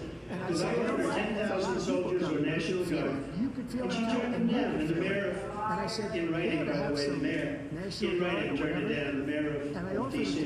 And she now They turned it admits down. that I she won't turned pretend it that down. because And I it can was the see, same I day had she was virtually nothing to do. They asked me to go make a speech. She said, I take full responsibility for January 6th. And I said, you know what? There's a lot of people coming. You can feel it. You can feel it too. And you can feel it. I said, they gotta have some National Guard or whatever. And I offered it to her. And she now admits that she turned it down. And it was the same day she was, I don't know, you can't be very happy with her daughter because it made her into a liar. She said, I take full responsibility for January 6th. He encouraged us I sat in the dining room off the Oval because she sat there for 3 hours. 3 hours watching some being begged by his vice president and a number of his colleagues and Republicans got as well to do something. Call for stuff to end. Instead, he talks to be patriots. He's kind of the great patriot of America. In fact, he says he'll not forgive them for what they do. So they've been convicted. He says he wants them to commit their sentence. And saying that he went to every single organization. I don't know how many cases. President Trump. And they said, to some people that are so innocent, you ought to be ashamed of yourself. What you have done, and you destroyed the lives of so many people. When they ripped down Portland, when they ripped down many other cities, you go to Minnesota, Minneapolis, what they've done there with the fires all over the city, and the national guard, that's what they destroyed. But they've done to some people that are so innocent. Big chunks We of this. can't They saw them coming and they left. when they ripped down Portland, when they ripped down This whole subject is many other cities, Minnesota, Minneapolis, what they've done there, with the fires all over the city. If I didn't bring in the National Guard, that city would have been destroyed. When you look at all of it, they took over big chunks of Seattle. I was all set to bring in the National Guard. They heard that, they saw them coming, and they left immediately. What he said, this whole subject is so off. Peacefully patriotic, more than that, the Unselect Committee, which is basically two horrible Republicans that are all government and Democrats, they destroyed and deleted all of the information they found because they found out we were right. We were right. And they deleted and destroyed all of the information. They should go to jail for that. If a Republican did that, they'd go to jail. Thank you, President Trump. President Biden, I want to give you a minute.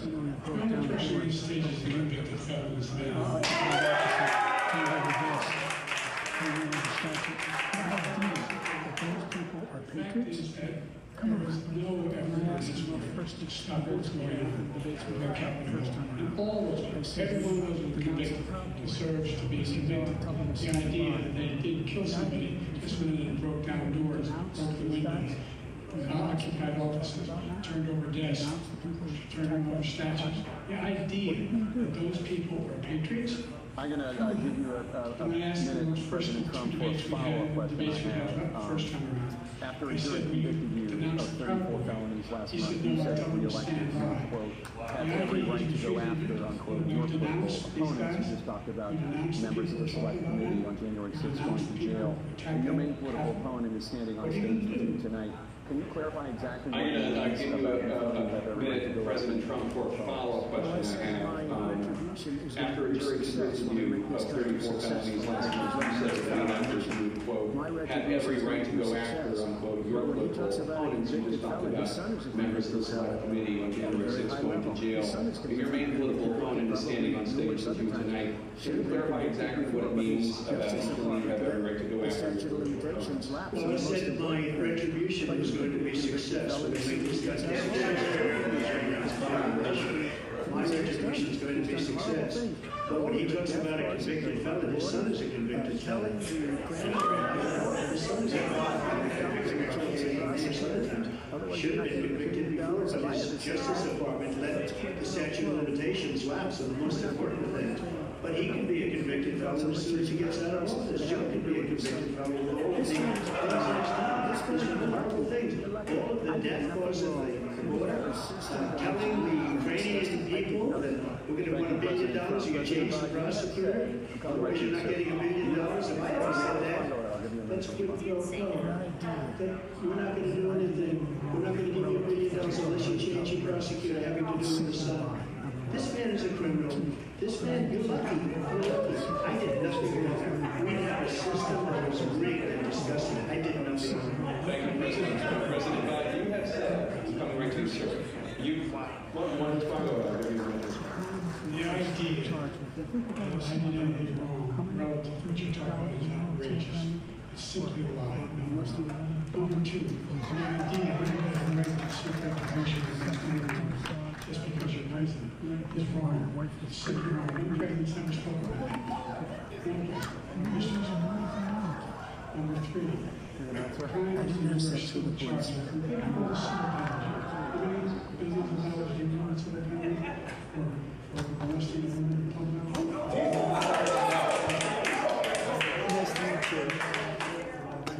Sorry. How are you doing? I appreciate talking with you. I didn't have sex with the police. Probably the question, maybe 5. Probably going to be 5 since it's me, but...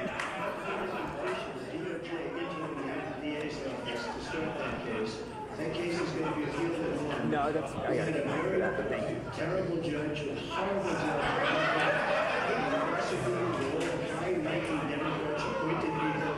So I like to tell everyone, you look at me, not the camera, and I give your feet planted, He basically but went that's about after it. his political opponent because he thought it was going to damage me. But when the public found out about these cases, because they understand it better than he does, he has no idea what these cases are.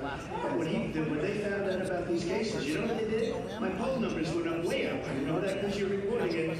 And we took in more money in the last 2 weeks than we've ever taken in the history of any campaign. I don't think any campaign has ever taken hundreds of millions of dollars came pouring in because the public knows it's a scam and it's a guy that's after his political opponent because he can't win fair and square. Thank you, President Trump. President Biden, you have said, quote, Donald Trump and his MAGA Republicans are determined to destroy American democracy.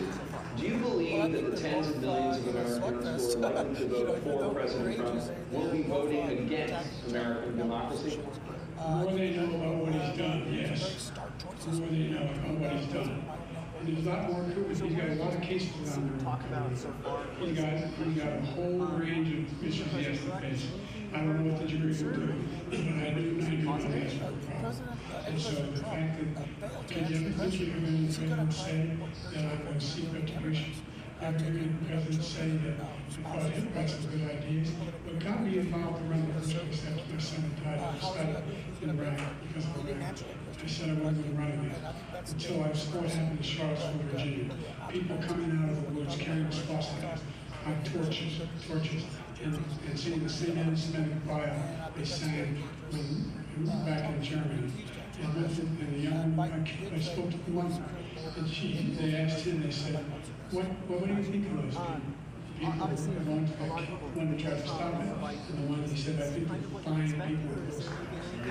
What American president ever said? Nazis coming out of fields carrying torches, singing the same anti-Semitic choirs, carrying swastikas. This is the guy who says he's done some good things. I think what they are. Good things that he's done, that's what he said. This guy has no sense for the President Trump. Jake, both of you know that story's been totally wiped out. Because when you see the sentence, it said 100% exoneration of this. So he just keeps it. He says he ran because of Charlottesville. He didn't run because of Charlottesville. He ran because it was his last chance. He's not equipped to be president. You know it, and I know it's ridiculous. We have to pay. We're trying to justify his presidency.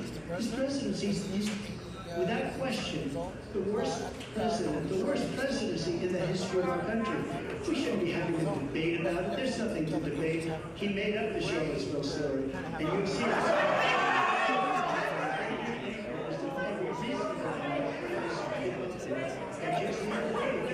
it was fully debunked. It's a nonsense story. He knows that, and he didn't run because of Charlottesville. He used that as an excuse to run. The bump happened. All you have to do is listen to what was said at the time. And the idea that somehow that's the only reason I ran. I ran because I was worried a guy like this guy could get elected. If he thought they were good people coming out of that forest, carrying those torches, and he didn't deserve to be president. Didn't deserve to be president at all. The idea that he's talking about all this being fabricated. We saw it overnight. We saw it on January. We saw people breaking windows. We saw people occupying. I think so. It stops them from trying to override or talk somebody else and not ask a question and just step over the other candidate. And I think that's what we need to make sure that we get both sides and not just a bunch of people arguing over each other. You're totally welcome not to answer this. I always like to let people know that, but just in case, would you be willing to say, who you're supporting right now? We're not positive. We don't have that. I think that's great. It's also a chance for an audience with multiple different views to be able to watch it together. I think that'll be my last question. It's just, how's it been to see members of the LUAC watch this debate together? I think it's very important, again, in a democracy, having voters that are informed, getting people to go out there and vote and select a candidate of choice. That's what democracy is about. That's what America is being built on. And we're one of the few countries where that still stands tall, and where America is a democracy for the rest of the world should be. Well, thank you so much for speaking with me. That was really interesting. I'm going to try to grab it. I'm going to grab him real quick. But yeah, if you want to. Let's see.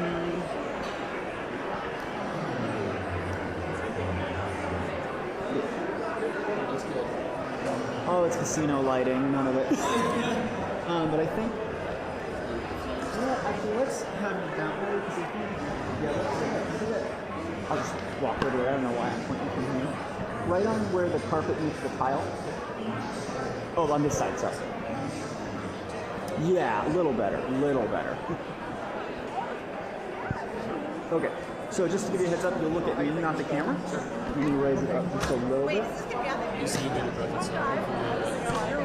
Yeah, I always like to say if I ask a question you don't want to answer, just say like, hey, can we skip that? That is totally fine. I just like to let people know. Let me right here. Tell me first of all your first and last name. Rodney Cole. C-A-L-L. I, yeah. Okay. South Lyon. South Lyon, okay. And how do you think it's going so? I think Trump is actually doing really well and showing that big disparity between the two. And you'll see me look over at the camera, but you'll kind of just stay right on me. First question is just going to have you say your first name. He cannot think on his feet at all. President Trump is just on it. He knows exactly what he's talking about. And President Biden just doesn't seem like he's with it at all. He doesn't have any answers at all. How important do you think this debate is for deciding who will be the next president? I think it's super important, and I think people are going to be able to see the difference. At least I hope they can see the difference. And what do you think about the atmosphere in here tonight? How would you describe it for people who weren't here? I think everybody here seems to be very excited and just very pumped up for this election. It's obviously a pro-Trump crowd here. Obviously it is, Are you having a good time? How are you feeling? Oh yeah, I'm having a great time. Okay, wonderful. Thank you so much for your time. Could I ask you a couple of questions? Okay, wonderful.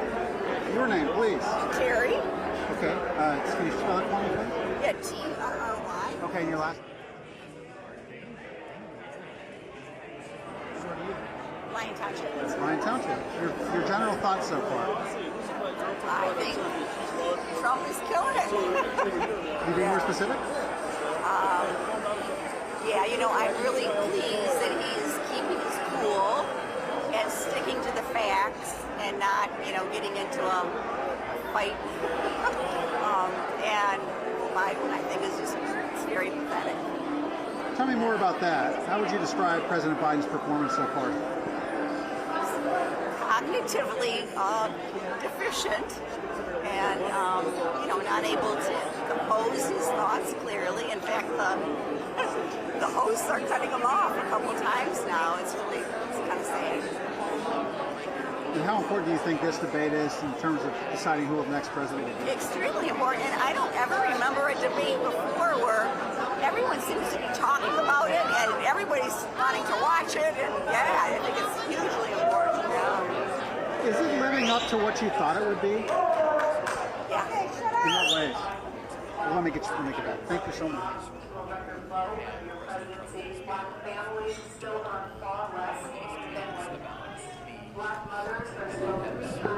I'm actually a little bit surprised because he is doing more of those personal attacks, which I think that if he could stray away from those, that it would lean better to those moderate voters. But he has been doing a lot of personal attacks, a lot of strawman attacks, it's not a good look, and it's definitely not the cards that he should be playing. Interesting.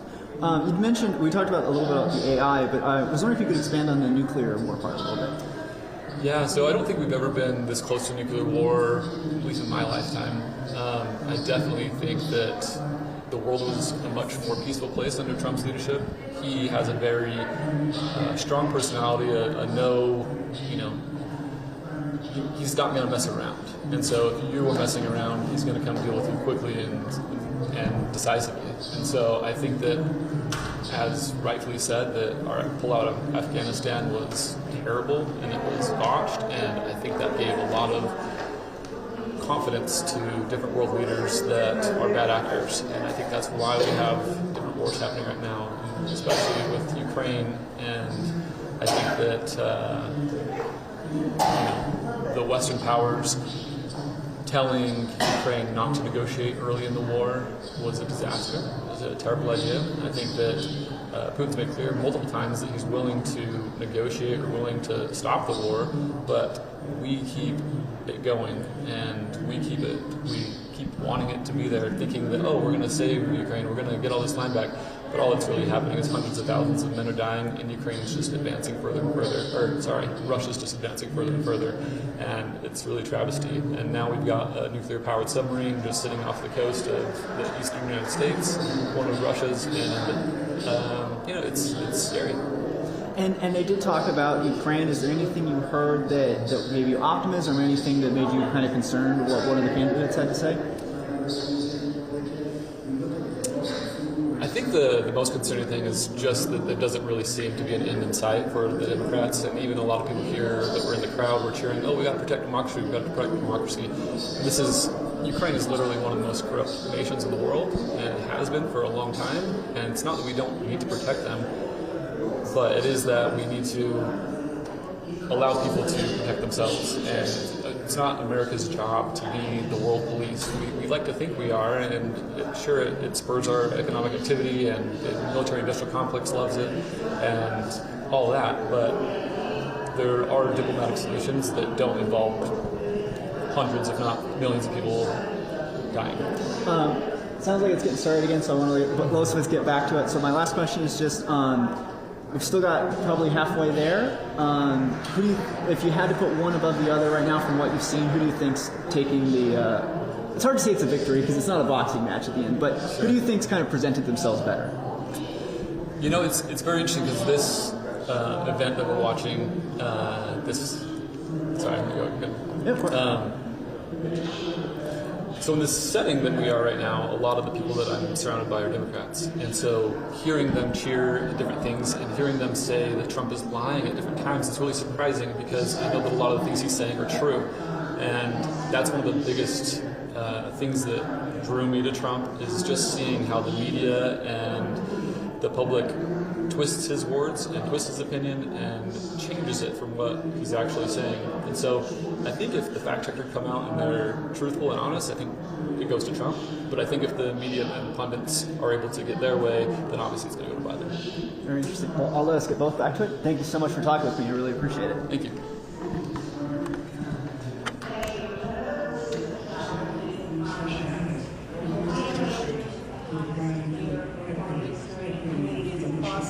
The country are confronting the devastating effects of extreme heat, intensifying wildfires, stronger hurricanes, and rising sea levels. Former President Trump used that. Thank you. Another persistent challenge is the climate crisis. 2023 was the hottest year in recorded history, and communities across the country are confronting the devastating effects of extreme heat, intensifying wildfires, stronger hurricanes, and rising sea levels. Former President Trump, you vowed to end your opponent's climate initiatives, but will you take any action as president to slow the climate crisis?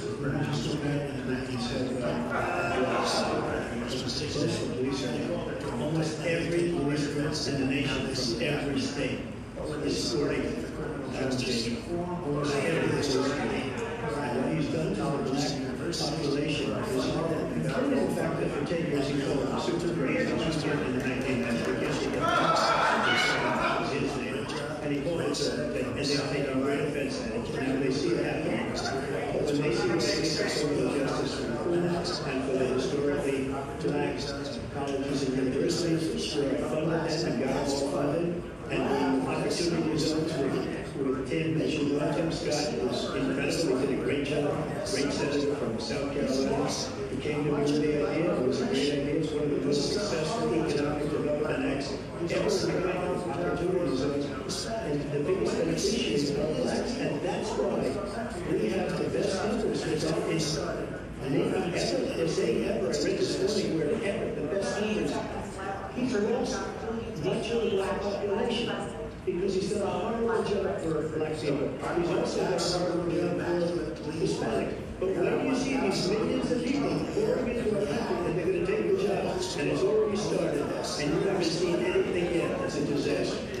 38 seconds left for President Trump. Will you take any action as president to slow the climate crisis? I want absolutely immaculate clean water, and I want absolutely clean air, and we have it.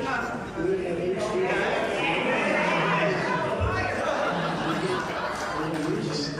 all forms of energy, all forms of terrorism. And yet, for 4 years, I have the best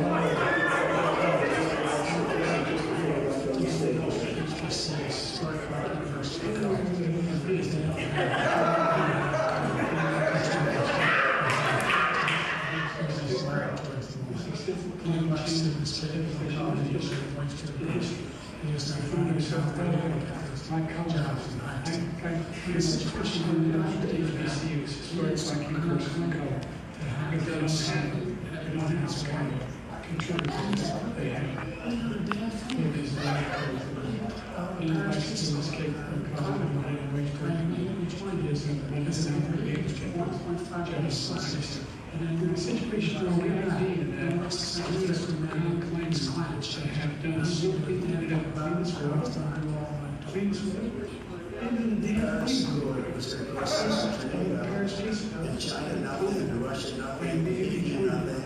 It was a rip off of the United States. And I ended it because I didn't want to waste that money because it was we were the only ones who tasted those money. Nobody else was paying into it. And it was a disaster. Paris, of course, we're going to process $1 trillion. In China, nothing. In Russia, nothing. In India, nothing. It was a rip-off of the United States. And I ended it because I didn't want to waste that money because they treated us horribly. We were the only ones who were supposed to this money. Nobody else was paying into it. And it was a disaster. Everything was still just like, you didn't just I'm the one that got the instant out for the seniors. He's the one that's destroying all of our medical programs because the migrants coming in, they want everybody. This part of the stage of European and I'm going to take care of these. But we're destroying our country. They're taking over our schools, our hospitals, and they're going to be taking over Social Security. He is destroying Social Security, Medicare, and Medicaid. I'm making significant progress. By 2030, so now, we're making significant progress. And it's significant progress.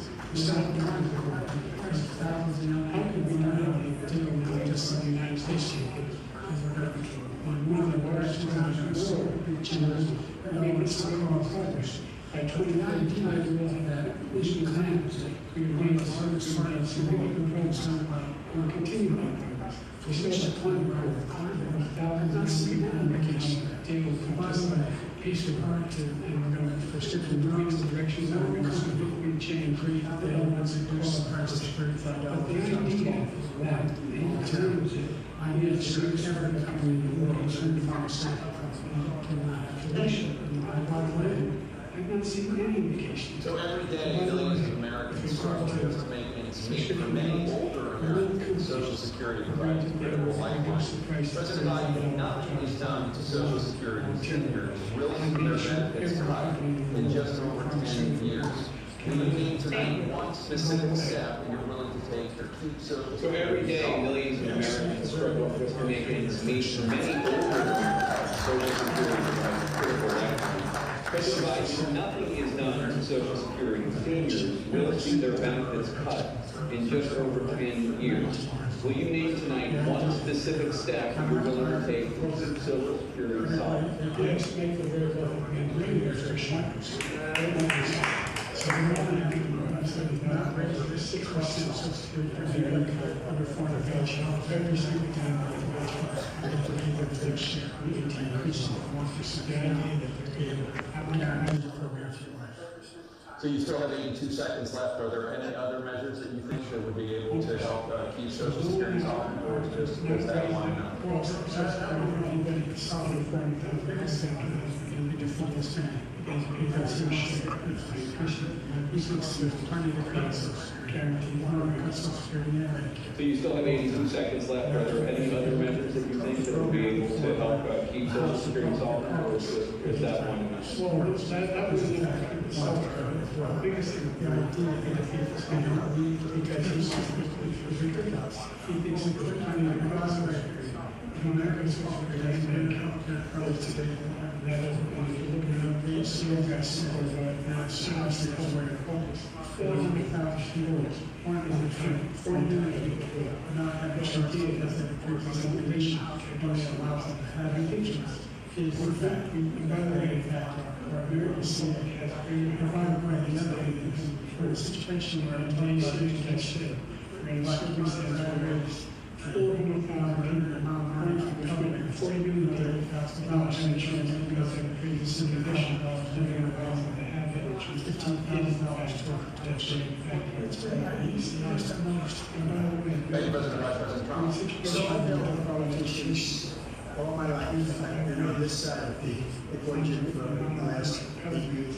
I've never seen anybody like this.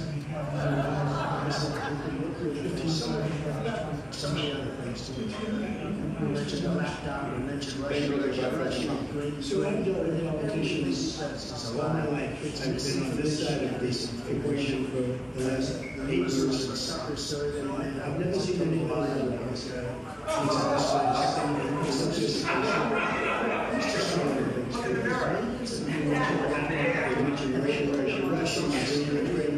Everything it does is a lie.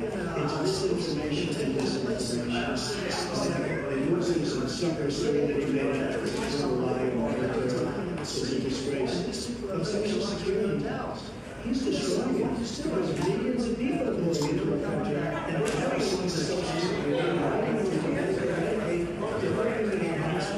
They're taking the place of our citizens there. What they're doing to veterans is unbelievable. Veterans are living in the street, and these people are living in luxury hotels.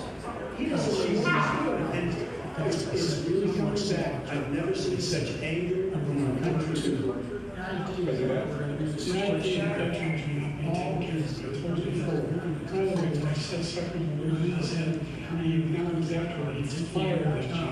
Because General got fired because he's the one that that's what he said. He's the one standing on Trump. He said, number two, the idea that we're going to be in a situation where all of these billions of ways to come, they said that if the time period that we're taking a recession, there's a reason why inflation has been increasing. One of the worst presidents in history, 359 presidential scholars, the worst president in history.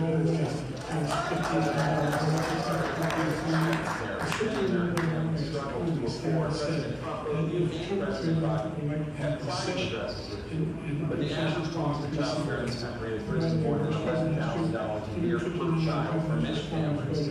The cost of child care for 2 children is more than their rent. President, thank you so much. Let's turn to the cost of child care, which many American families struggle to afford. President Trump, both you and President Biden have tried to address this. But the average cost of child care in this country has risen more than $11,000 a year per child for many families. The cost of child care for 2 children is more than their rent. In your second term, what will you do to make child care more affordable? I did fight a lot. I fought COVID because it was just good. I fought a lot of the time because you were just slow. And if you said that, that's what I did. But we have 19 people that said I didn't say it, and they're very highly respected. The other thing is, this guy has a gas in front of him. I never fired him. I've never seen him fire. I started firing. I started calling because he was fired. I fired a lot of the top people at the Apple show. There was no embarrassing. Not easy to fire me. You pay a press order. Okay, to be fair, you're the press order. Fire him. That's allowed. Fire this. This guy hasn't fired anybody. He should have fired every military man that was involved with that Afghanistan operation.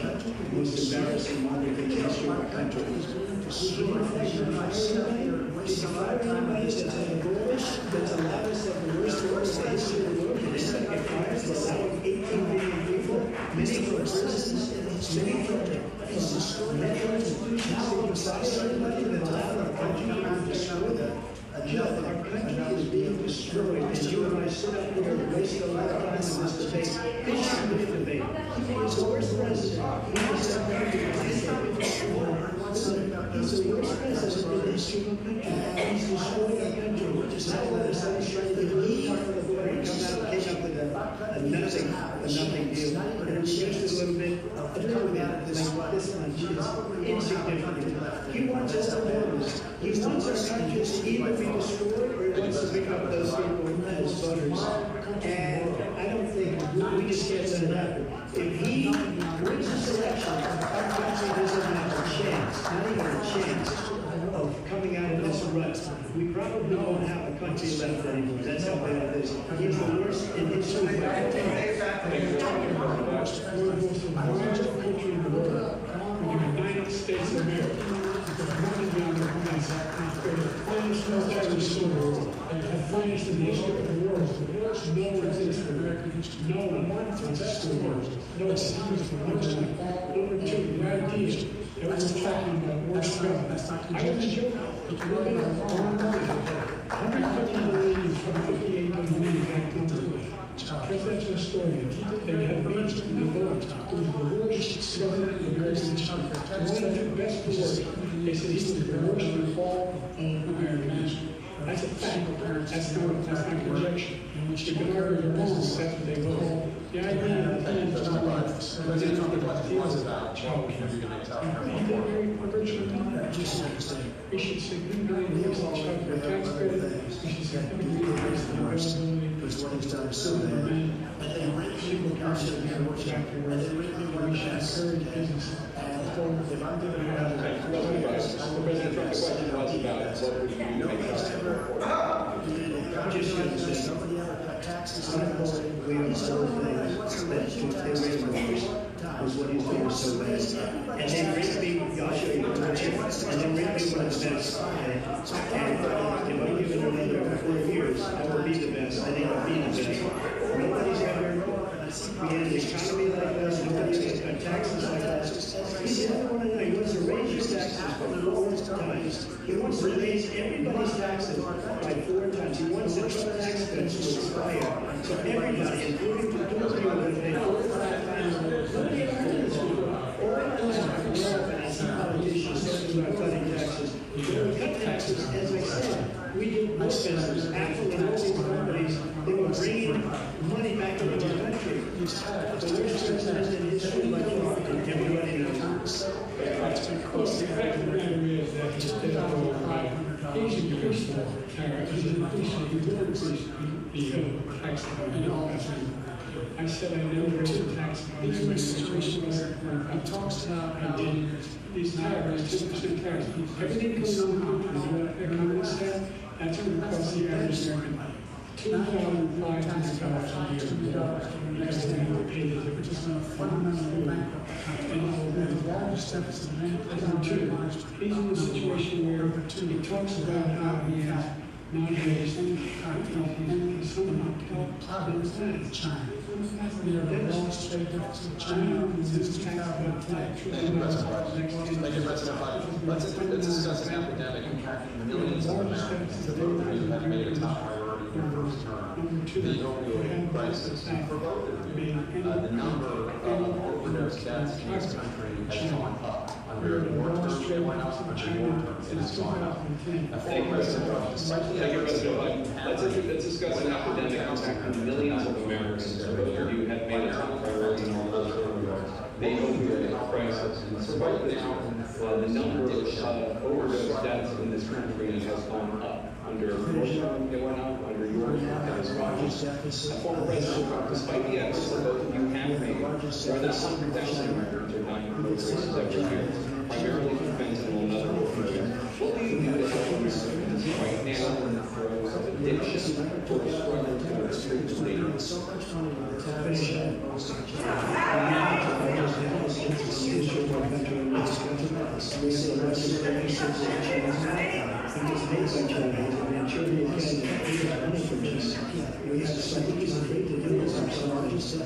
You notice he never took out on the terrorists because we bring in so much money to the terrorists that it's worse than China. China's going to go on again because it's too much money.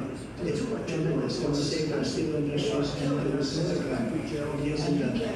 And he hasn't cut the terrorists because he can't, because it's too much money. He's got the largest deficit in the history of our country. He's got the worst situation with China. China's going to own us if you keep allowing them to do what they're doing to us as a country. They are killing us as a country, Joe, and you can't let that happen. You're destroying our country. So, President Trump, you have 67 seconds left. The question was, what are you going to do about Jake, we're doing very well in addiction still. We're going to 2.5 years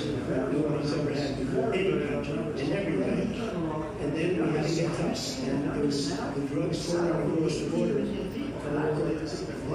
started to operate. We got the green equipment, we bought the certain dog, it's the most incredible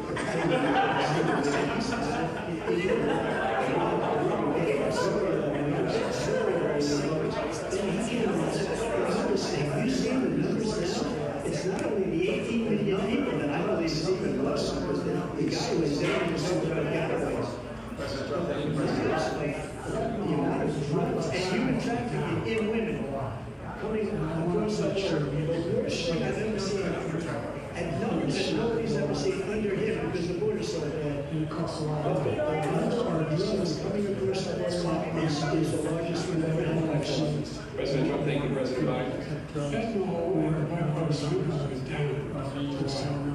And I want to make sure you use the machine. And if you take big machine that will always publicly comments that don't cost a lot of money. I was part of this deal. If you never argue it's not part of the deal. It's a very fentanyl machine. We need more machines. We need those machines. We're coming down very hard in every country. It's in terms of figures of fentanyl. And so we have that human nature. We don't have the technologies that we put it together. That's what we have to do. It's completely done with machines. Thank you, President Biden. President Trump, right again. The question is about Americans' approach to addiction right now, especially to the we're coming down very hard in Asia in terms of particularly Mexico. Mexico's limited catch and release. Catch and release in Mexico, not catch and release. That's what we have to do. We had so many things we had done. Thank you, President Biden. President Trump, right again. The question is about Americans' approach to addiction right now, especially to He ended remain in Mexico. He ended catch and release. I made a catch and release in Mexico, not catch and release here. We had so many things that we had done. Hard negotiations with Mexico. I got enough and nothing. It's just like when you have hostage, we lost $6 billion. We lost every time we bought a hostage. Now we saw hostage and lost each other. I will have that report out. I just said one guy, and he was over there. He has to do his last bit. This guy probably asked us millions of dollars. We had 2 cases. We paid $16. I will have him out. Very quickly, as soon as I take office, before I take office, I said, literally, as soon as I win the election, I will have that reporter out. He should have had it out a long time ago. But he was probably asking for billions and billions of dollars because this guy pays every time. We had 2 cases where we paid $6 million for 5 people. I got 58 people out, and I paid essentially nothing. Thank you, President Trump. Let's turn to concerns that voters have about each of you. President Biden, you will be 86 at the end of your second term. How do you address concerns about your capability to handle the toughest job well into your age? First of all, I said 15.5 hours a year without manufacturing because people need us. And then we are extremely off people.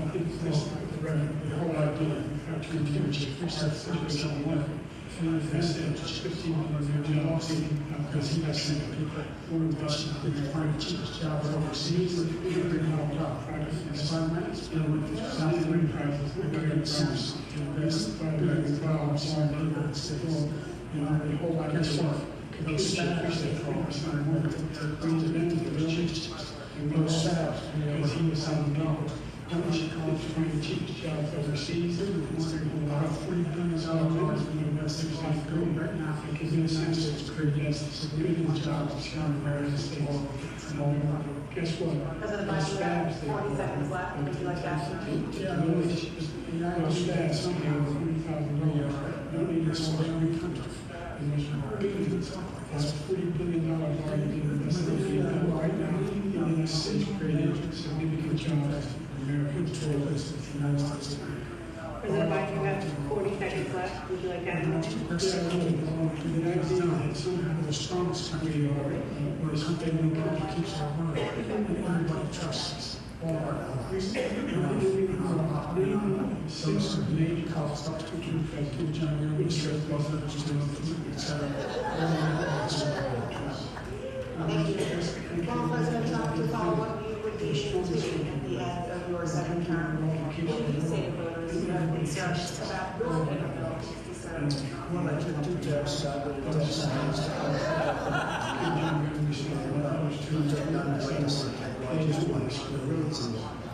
Thank you. Former President Trump, to follow up, you would be 82 at the end of your second term. What do you say to those who have concerns about your capabilities to serve? I took 2 tests. I did a test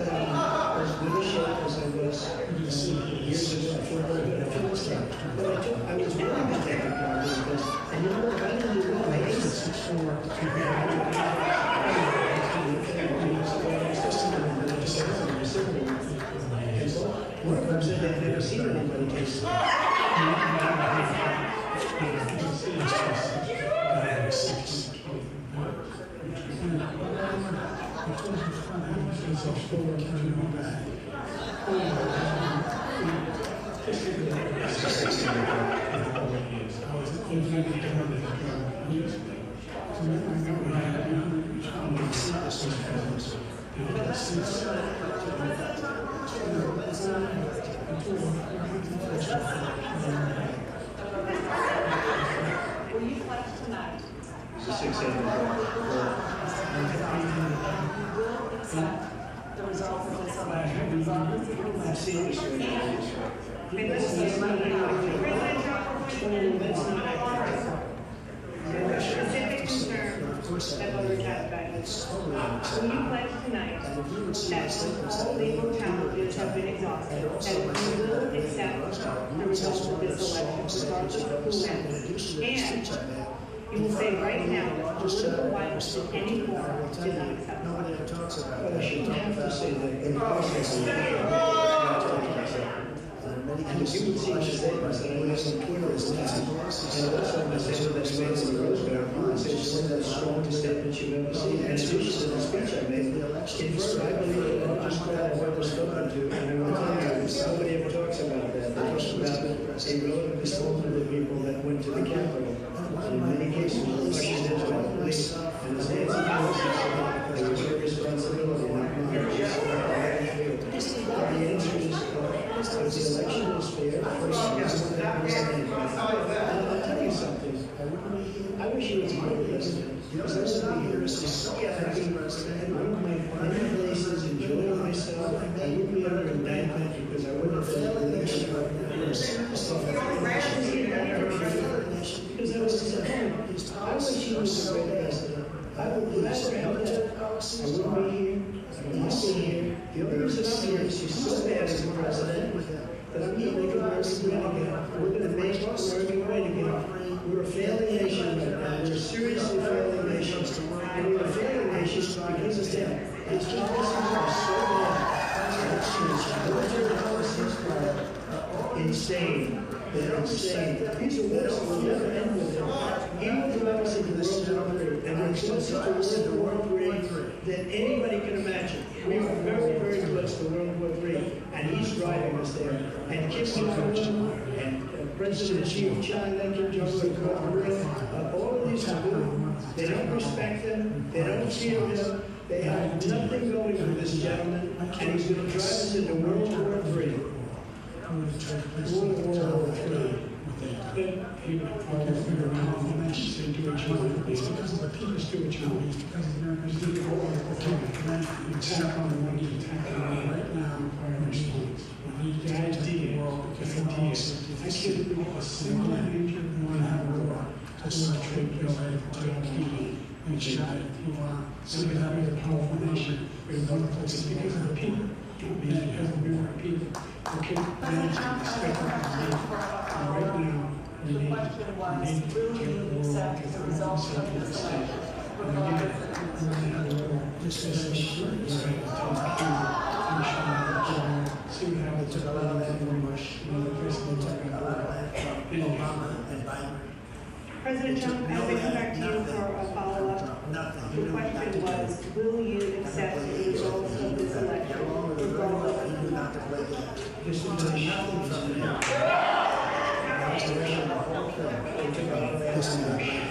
They took a lot of land to Obama and Biden never started ever. They took no land, nothing. And he took nothing. He knew not to do it. They gave him so he knew that. He started teaching not to play game. He took nothing from me. Now he's going to take the whole thing from this man right here. That's a war that should have never started. It was never started ever. It's so sad. And he's going to take Ukraine and the U.S. aggression. He's got us in such a bad position right now with Ukraine and Russia. Because Ukraine's not even that war. He's the whole Russia. They're looking at people, they're looking at soldiers, they've lost so many people. It's so sad. They've lost so many people that have lost those gorgeous cities with the golden mountains that are 1,000 years old. These are here and stupid decisions. Russia will never attack. President Trump, the question was, will you accept the There's nothing I could find fair, righteous, and good election. Absolutely. I would have much rather accepted these, the fraud and everything else was ridiculous. And you won't have a news conference over the next week. I will have another one of these over in a week. And again, I would absolutely, there's nothing I'd rather do. It would be much easier for me to do that. Unfortunately, running again, I wasn't really going to run until I saw the horrible job he did.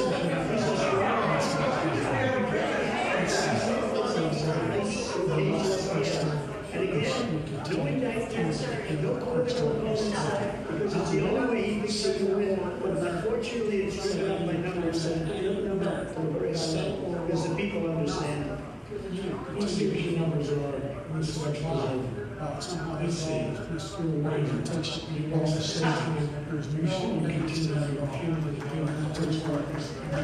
One single word to the American people said any Americans, state or most, none. You will continue to work. There's no evidence of that at all. And I tell you what, I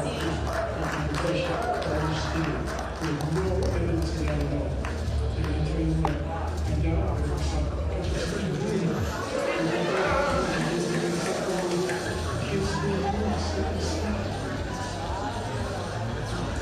We'll be right back.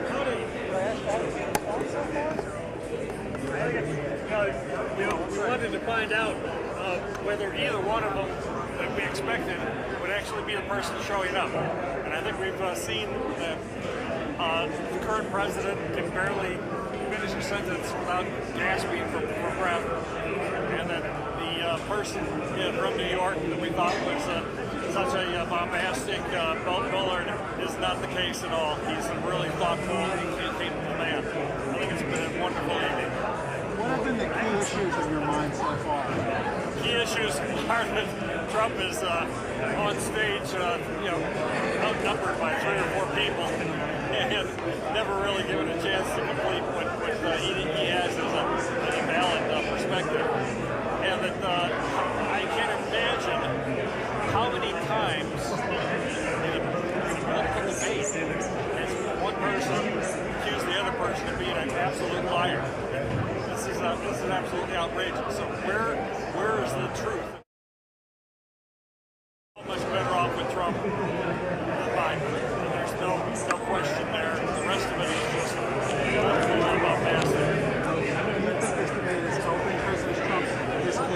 Clearly. Why do you think that? Because people are seeing and hearing his words from his own perspective directly, and not being filtered and word spliced through very biased media who has no semblance of being able to keep their opinions to themselves, and has no regard for being able to properly represent who's on the other end of the camera.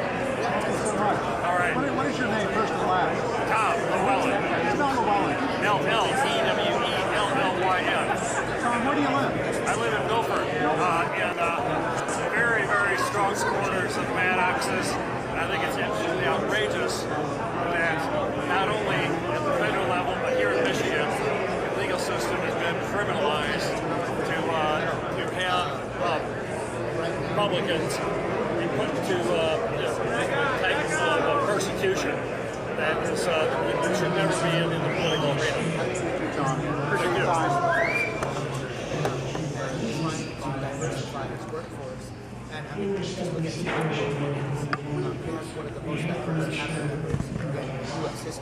So that's kind of what's calling me a little bit more my attention. But I mean, if it was my preference, I was not looking forward for a rematch. So watching Biden tonight, how do you feel he's done on the debate floor? So far, surprisingly good. I thought it was going to be kind of chaotic like the other debates, but I think that they did a good job as far as like muting them and having a time limit. But he's called out Trump. He finally got a little bit aggressive, and I kind of like seeing that. Before he's kind of just talked about himself, but now he's actually going on the attack, but on good things, and it'll show the American people the faults that Trump has. So that's kind of what's. And then on the flip side, how do you think Trump's been handling himself? How do you think he's done in the debate so far? Well, I mean, a little biased. Trump hasn't been my favorite candidate. He's kind of seemed like he's rambling, using the talking points from his campaign, and just kind of really leaning on into the migration crisis. When the question came up of how would he support the African American population, he said that migrants are taking both Hispanic and Black people's jobs, which is like choose one or the other. You know what I mean? So that's he's not doing great tonight. We've still got a little bit to go, but has there been anything really stand out you think was really notable to you? They kind of bickered a little bit in the middle of it, so I thought that was pretty interesting. And the fact that they let it go on as long as what it was, and you really saw that what Biden said, it got under Trump's skin. So I think that was pretty interesting. And he showed his true colors. I'll try to let you get back here in just a second. I had a question, and as I was saying that, it just left me. I'm so sorry. No, you're fine. You're fine. Maybe what are like top one, top two topics for you during or at the presidential level? As a first generation Mexican American, I think immigration. We are. Well, as far as where I am in Texas, it's kind of like one of the main things that I'm talking about. There was a bipartisan bill supported by both Democrats and Republicans to do a reform on immigration. But then Trump said no, and it got killed. So Trump is saying that, he's wanting to reform, he wants to change the immigration process. But when when that was on the table, it was completely dismantled. So he's not, I don't think he's just wanting to kind of shoot themselves in the foot and let it crumble down on its own. I don't think he actually cares. Were you happy to see it come up during the debate? Yes, and I think that's one of the issues that everybody here is thinking about. Just because, when Biden came in, everybody said, he had an open door policy, but nothing didn't really change. It was just like migrants thinking there's a Democratic president, he's more welcoming to our town. And now you've seen past few months ago that Biden signed an executive order kind of restricting it, bringing the Trump era policy back in. So I mean, and I think he's just doing that to get crossover votes. Because I mean, we're a few months away from the election. I think I saw a recent poll that they're like 0.04 chance of from the polls. So I think right now everybody's just trying to do whatever they can do to kind of bring in the crossover vote. So with the debate, there isn't really a winner and a loser, but do you feel like one of the candidates has maybe stood out a little more than the other one so far? Yeah, definitely. And for me, it's Biden. And I'm really surprised by it. Because usually, Trump's very outgoing, outspoken, and he's not afraid to really show his true colors. But Biden has really kind of put some sharp teeth in and really been on it. I mean, you could really see Trump's facial expressions and going off in the camera because he's getting under his skin. So, I mean, I think Biden has been doing a pretty good job on calling him out on his errors. Second to last question. Well, actually, last question, I guess. If you're willing, could you share your age with me? Yeah, I'm 21. Awesome. Oh, so this will be your first presidential? Yes. I guess then I do have one more question. Yeah, go ahead. One of the most famous debates is the John F. Kennedy and Richard Nixon debate. It was the first televised one, and lots of things like that. Do you think this one, maybe not to that level, but do you think this will be a debate that kind of makes the history books? From what I've gathered from other people, they are interested in this debate. There's some people are going to be like, it's kind of chaotic. It's going to be like, the reason I came is I thought it was going to be funny. But I was surprised that actually the dialogue that I've been having, but I think it's going to reach historical records. Just from kind of the memes that people have been reaching out to, and everybody's wanting to know. I mean, I feel like this election is really going to set the precedent for the next 10, 15, 20 years, because a lot of things can happen in one administration. Well, thank you so much for talking to me. I really appreciate it. Did it end? Oh, it ended? Is that it? I don't know. Did it end? Did the debate end? Oh. I'm sorry.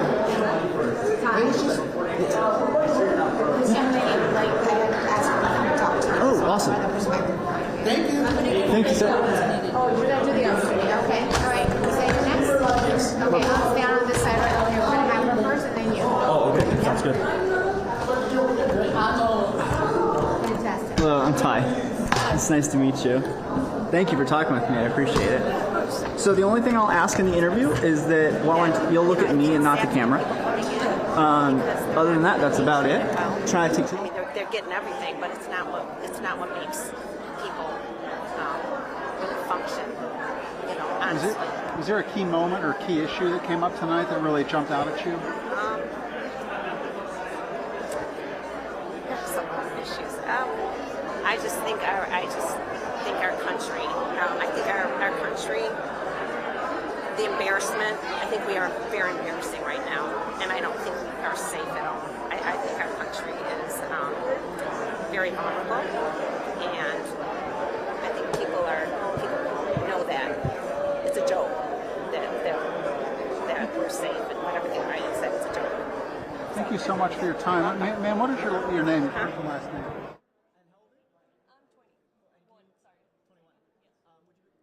Can you tell me where you're from? Yeah, So I'm from Louisiana. I'm actually a political science student at Nicholls State University right now. So the debate just ended. Kind of give me your first thoughts after watching it.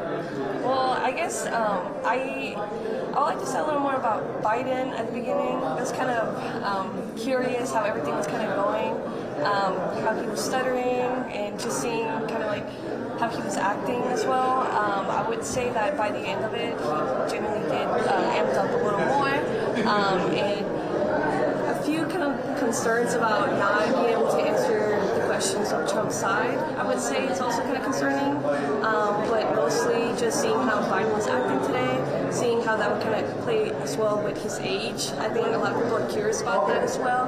So I think from both sides, just Trump's not really answering the questions, and Biden's age would be the biggest concerns for today's debate.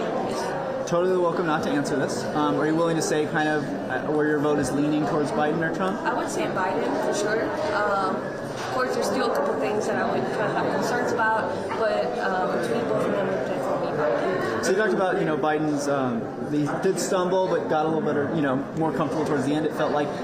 Any memorable moments for Trump, good or bad? Like I said before, I would definitely say not answering his questions.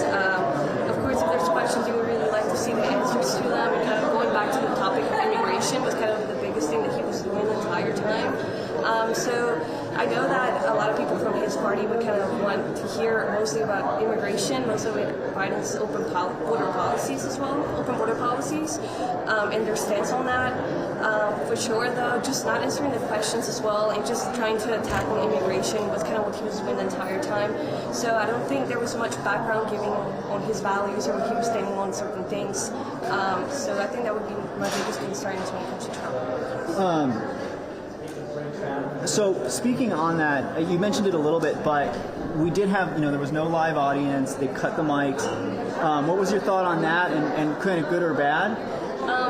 I would say that it kind of generally helped Trump, since we do kind of know that he's what you would kind of say bully at certain times when it comes to debates. So him getting muted, his mic muted, I would say that kind of helped him. But I think that was kind of the way to go, because oftentimes in debates they don't really stay in topic. A lot of times it's just wasted going back and forth. I mean, we saw that when it came to the golfing. There's really no reason for them to have been debating or having an argument over golfing when it's a political debate over the presidency. So I would say that was generally smart from CNN to have muted the mics and not let them speak up and changing the camera as well. Awesome. What did you think about not watching it, not only just watching it, but getting to watch it, with a lot of people at a watch party, with very different, sometimes political views? How did that play into it? Well, we are here a lot of Latinos. I would say that a lot of us more lean on the democratic side of things. However, it's kind of refreshing to see how many people are still kind of really have a huge value on presidential elections and just elections overall. We do see that there's a number of people that actually voting go down every year. And while people a lot of times focus on national and presidential debates, local and state government debate elections are just as important, if not more important, actually, mostly because of the way things run for the elections as well.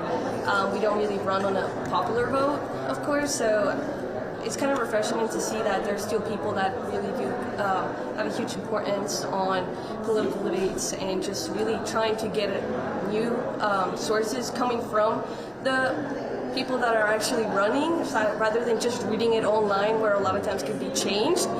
So it's really important for people to still see those things live, because you really cannot change or misword what they're saying if they're saying it live. So I do say that it's very important for people to do that. So it was really refreshing to see that people still like to look at that, for sure. Very interesting. I think this is my last question for you. I think, maybe a lot of people know the John F. Kennedy and Nixon debate. It's very famous. Do you think this one will live up to being remembered in the historical record, or like most presidential debates kind of just fade into a bygone thing? I think it's kind of funny that you mentioned that, because, with the way that things were running first for Biden, how he was stuttering, how he was kind of losing his brain of thought, I would say, I can see the comparisons from the Nixon debate and JFK debate. I think a lot of people know that JFK ran and he won because of he was more young, and if people know the background of that debate, they kind of like do some makeup for JFK as well to look better on camera. So I don't know. I think it's kind of funny that you mentioned that, honestly, because how people kind of act on camera, how they look is very important, and I think that kind of did bad for Biden at the beginning. He, like I said, he did amp up a little bit more by the end.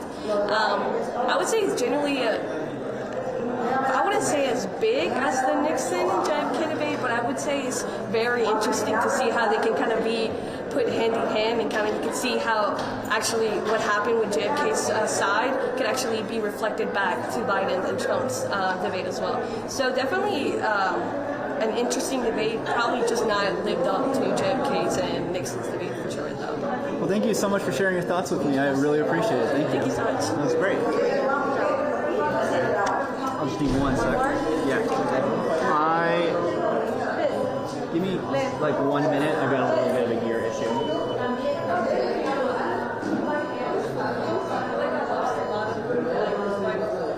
But once everyone quieted down, it was great. In the debate itself, what were your thoughts on how it went? Oh boy.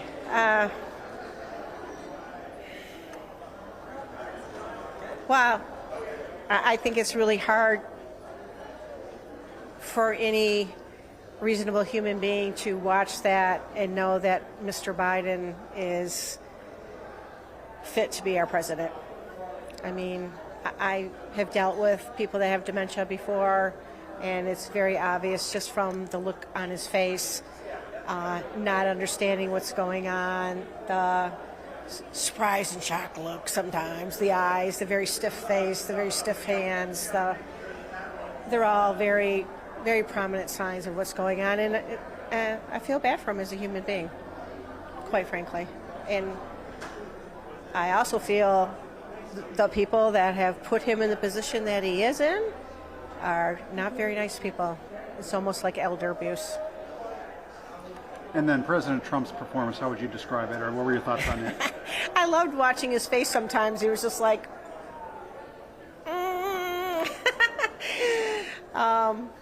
I thought he did really well. There were obviously, when you're looking at it, you're just like, why didn't you say this? Why didn't you say that? But I think he did very well. I mean, he is a man that is full of emotion and loves to express himself, and I think he did a really good job at kind of restraining back and listening to what Mr. Biden had to say and trying to counteract the lies that were coming out of Mr. Biden as much as he could. Yeah, was this a different President Trump that you've seen before on the debate stage or, in public? Well, yeah, he's very much more restrained on this because, there was no audience for him to feed off of, obviously. And but I thought they did really well. I mean, they knew that the mics would be cut at their time. I mean, how many times did the moderator say, well, you have 82 seconds left or 64 seconds left? So, no, I think he conducted himself really well. Was there a key moment or key moments that really jump out at you as being important in what happened tonight?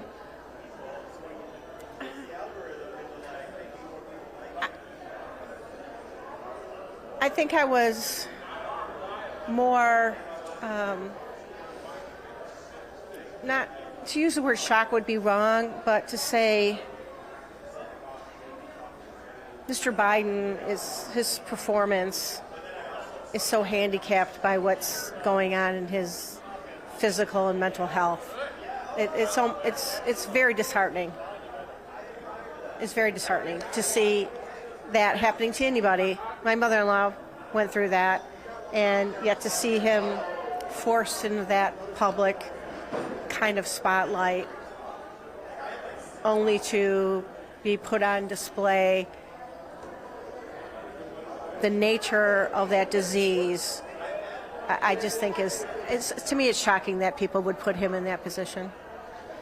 Last one for you. Do you think any voters' minds were changed tonight? That's an interesting question because I was talking to someone earlier, and he said he had talked to a dozen Democrats that he knew his friends, and they're all like, yeah, we're not watching that. And so I don't know if any voters got changed because I don't know if any Democrats really watched it because they kind of already suspect or know what's going on, and so they don't want to see it again firsthand. And so maybe some independents watched it, and then again his dementia was on full display. So I don't know if it did or not, or maybe it was just all Trump people that watched it and were shouting in their living rooms going, yay, yay, yay. Thanks, Roseanne. That was great. You're welcome. Really appreciate your time, and thanks for letting me come by tonight. Yeah, you're welcome. Thank you. You have a great night. Okay. Had a Joe Biden campaign spinner here because they know it was the worst, most pathetic performance, and it was just an abysmal loss. His polls, which were already catastrophically low, they're going to even go lower. Congresswoman, I want to ask you, have you spoken with former President Donald Trump about potentially being I don't get into any of my conversations. I get asked this all the time. I'm honored to be here as a surrogate. I'm honored to serve as the House Republican.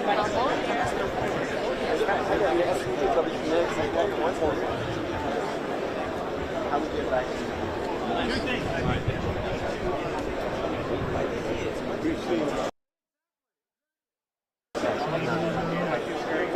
He is going to make the right decision, and he's going to announce it on his timeline. We're very excited about that.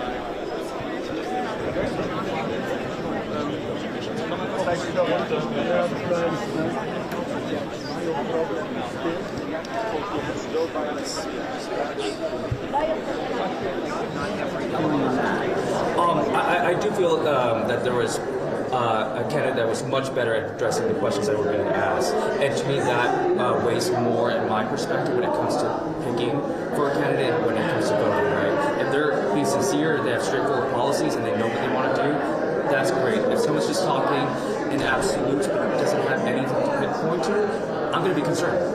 Would you be willing to share which one you thought did better? I think President Biden did a lot better than President Trump did in terms of answering the questions and talking about the policies. There you go.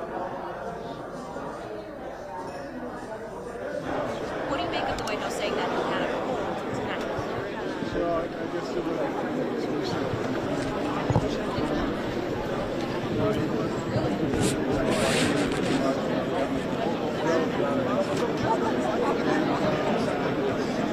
really felt sorry.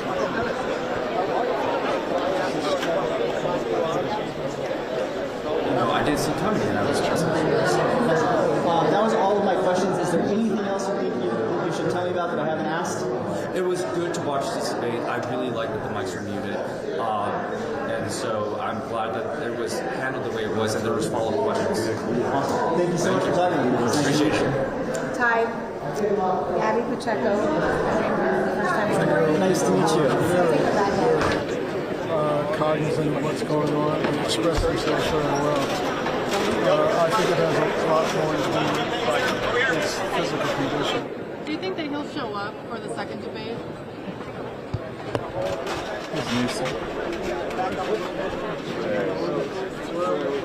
Gathering, so they're all lined up. They're all lined up together. Excellent. You're doing great, guys. You're doing great. I'm going to move back just a little bit.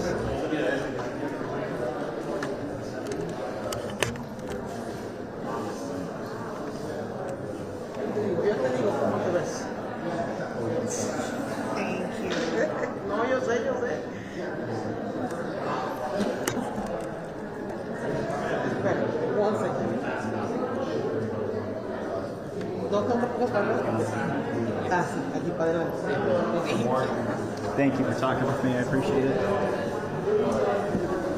Ty. Yes. So first question. Look at you, right? Look at you. Yes. Thank you. First question is just could you tell me your first name, your last name, and then spell it for me? Yes. Gabby Pacheco.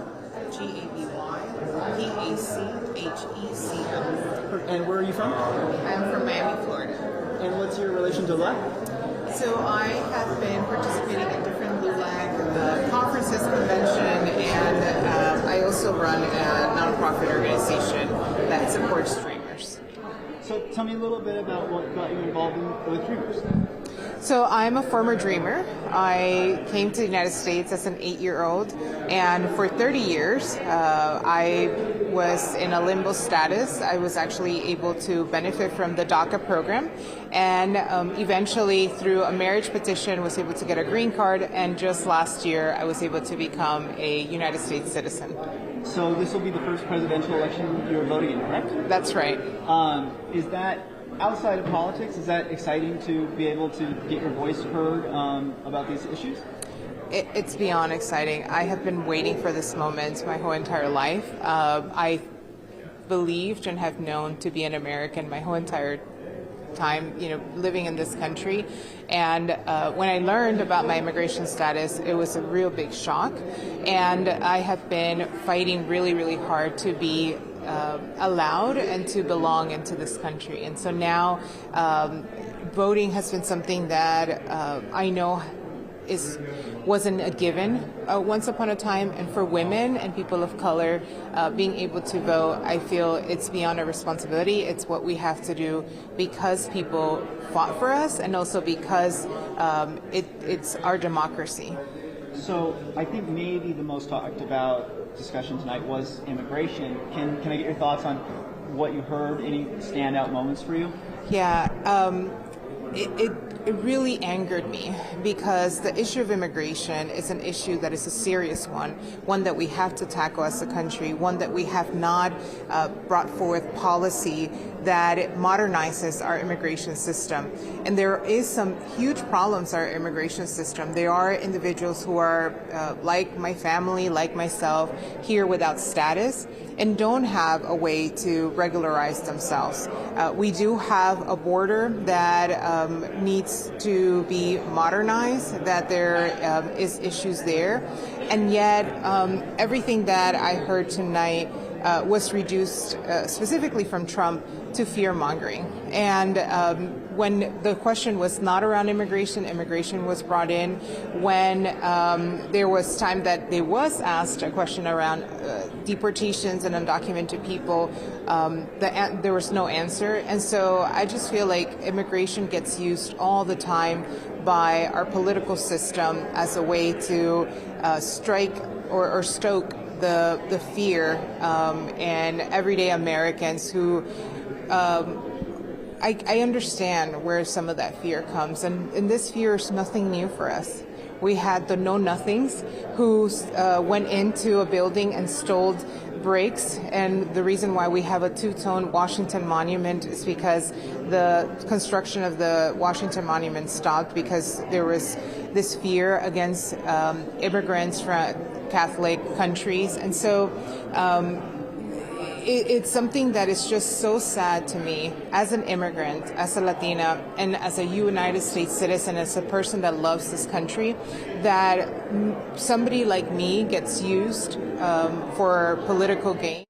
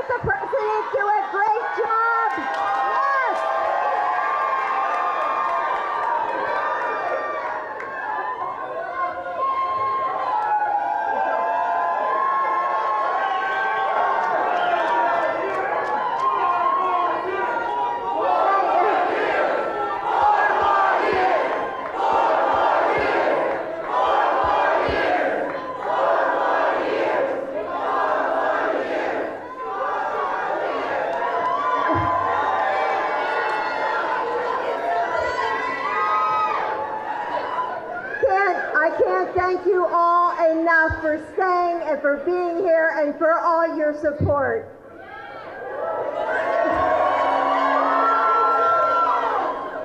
Joe, you did such a great job. You answered every question.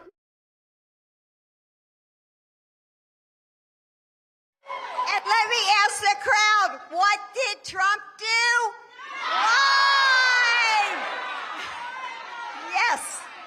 So, Joe, I'm going to hand it over to you because we have such a great group of supporters here. So thank you all for coming. Thank you, thank you, thank you, thank you, thank you. Appreciate it. You've been here the whole time. I see it. I see that patch there. Look, folks, you know, I shouldn't say this, but my brother always uses lines from movies. There was a famous movie about John Wayne, and he's working for the Northern military, trying to get the Apaches back in the reservation. And they were lying like hell to him. And they're all sitting on a bluff. And John Wayne was sitting with two Indian, they were Apaches. And one of them looked at John Wayne and said, "These guys are nothing but lying, dog-faced pony soldiers." Except he's just a liar. Look, folks, what's going to happen over the next couple of days is they're going to be out there fact-checking all the things he said. I can't think of one thing he said that was true. No, I'm not being facetious. But look, we're going to beat this guy. We need to beat this guy. And I need you in order to beat him. You're the people I'm running for.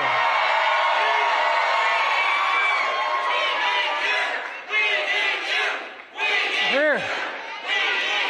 He says he's going to be the retribution for his supporters.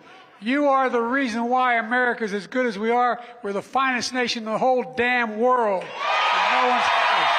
Nobody's close. But let's keep going. See you at the next one. God love you all. Heading to North Carolina. All right.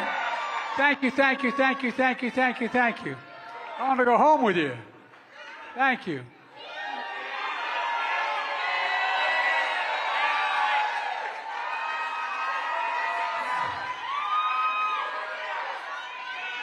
This ain't Texas. You know, hold 'em. Here are cards down, down, down.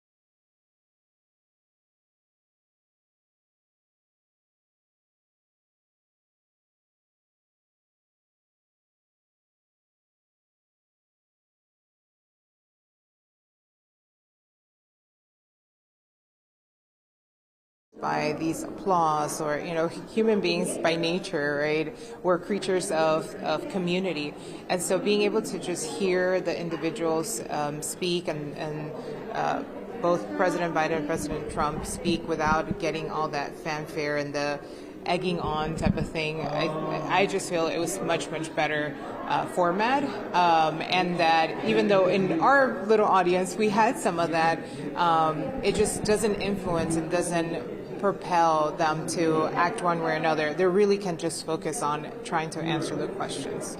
I apologize. Did I ask you? I apologize if I asked this. I'm going to ask it again. Maybe. If you're willing, would you share, are you looking to vote for Biden or Trump? Oh, hands down, I'm going to vote for President Biden. Again, I'm going to take a very good look at not just that, right? Like they're senators, they're legislators, and so it's not that I feel I'm going to be voting just for Democrats. Like, I'm voting for my values. I'm voting for my family. I'm voting for the community that I work with and I represent. And at that level, for the presidential, I am definitely going to vote for President Biden. So there wasn't a time where we thought we might not have a debate between the presidential candidates. Do you think it was worth it overall to get to see them on stage together? It was really hard to watch this. It was cringeworthy. I was upset. I had to pause and close my eyes at times just because of how the hate and vitriol and fear mongering that I was hearing from Trump. And as an immigrant, as a Latina, as somebody that has had to fight, I walked from Miami to Washington, D.C. to prove myself the love that I have for this country. It just hurts.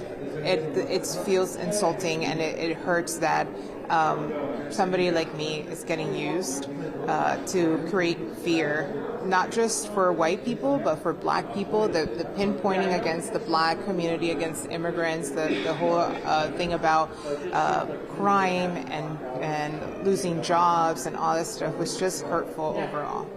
That was all of my questions, and I really appreciate you sharing your thoughts. Is there anything else that maybe I didn't ask that I should have, or anything else you'd like to share before I let you go? So I want to tell everybody that no matter if you're going to vote for Trump, which I wish people didn't, right? I think this is too important. As somebody who fought for that opportunity to vote, who worked really, really hard to become a U.S. citizen, my message is go vote. Please, use your voice. It's really important for people to be involved, and this is our democracy. This is our country.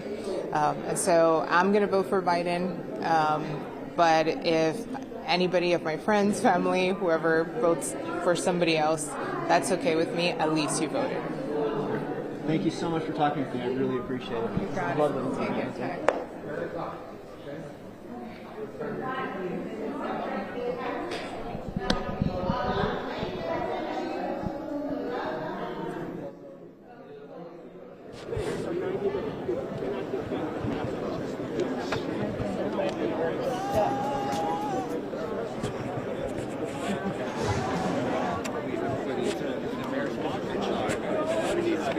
Yeah, nobody wants to come out there and talk about it. At least the absolutely. You got my right pocket. There you go. They expect to lose 20 or 30 seats in the House because Joe Biden beat such a drain on the ticket. Moreover, Joe Biden didn't articulate any clear message. I think the thing that Joe Biden got most exercised about tonight was his golf game. Not the fact that Americans are being killed by illegal immigrants, not the fact that prices are rising, inflation is crushing the American household. President Trump has solutions for these problems, and it's why his demonstration of those solutions, I think, showcased the most impressive debate performance in American history. Yep. Congressman Gates, how did Trump perform tonight? Do you feel like Biden is able to recuperate from after the effects of this debate? After this debate, I think we're going to have to identify Joe Biden by his dental records, because it was a bludgeoning. Like, Joe Biden couldn't articulate a border message, an economic message. He could barely get through his own name. It was a waterfall of words, and the American people deserve an energetic president, someone with boldness and vision and a real plan. Trump showed his plan on taxes, on regulatory reform, on the border, and on trade. Trade deals that will ensure the American worker is able to advance. I think that right now there is deep and wide panic in the Democratic Party over the state of their nominee, and for good reason. Yep. All right. Thanks, guys. Is that right?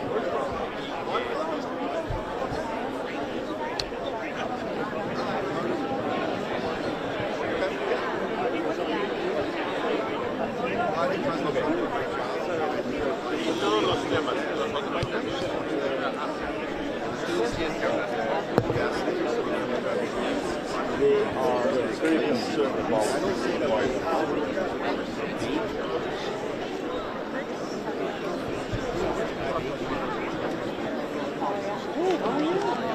pretty cool. Thanks, Danny. Yeah, not surprised.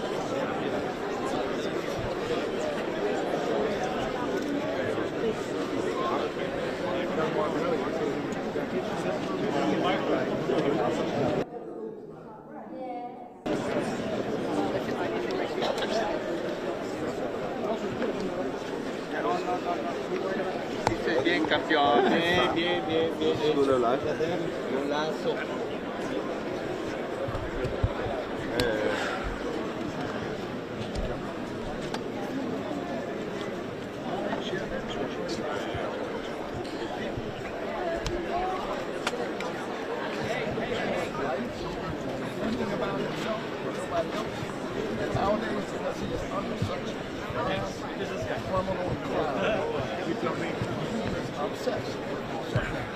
He's now supervising for the White House. He's running from the jailhouse. Right behind you, Senator. Senator. The president focus on Senator. Are you guys concerned about the president's performance? Rafael Warner, senador federal por Georgia.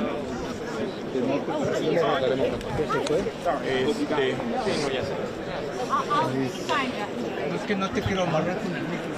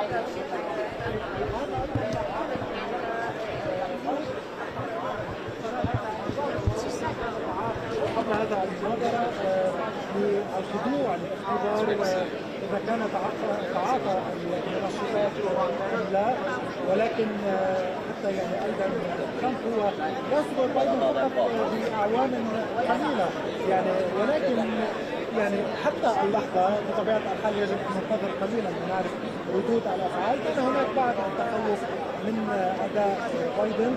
ترامب بدأ أكثر حنكة، حتى وإن كان ترامب بايدن هو لديه لديه أنا كان أكثر ولكن استطاع ترامب في هذا الانتخابات بشكل كبير في قضايا تخص الداخل. متى يمر هو بطبيعة الحال بداية الاختبار حتى وإن كان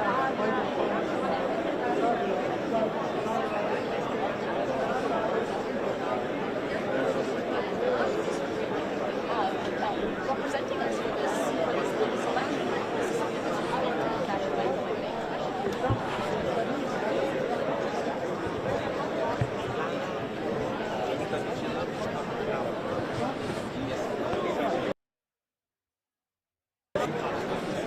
Joe Biden failed it. Donald Trump passed with flying colors. President Trump just like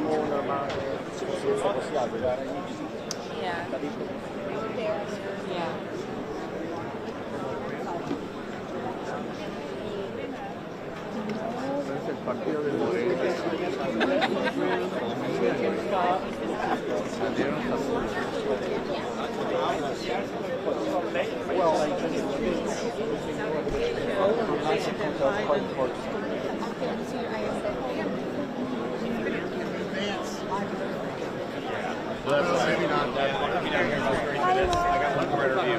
Do you think the people in Georgia? I do, and I certainly I'll come away knowing that Donald Trump is the true leader and the leader. And how do you feel about your new position right now? How are you doing? Any plans looking to November? Well, I'm honored to be here. We're working hard. We're raising a lot of money. We're making sure we have a free, fair, and transparent election, and I think that's vital to the future of the country. So what did you think of his performance? Back down here.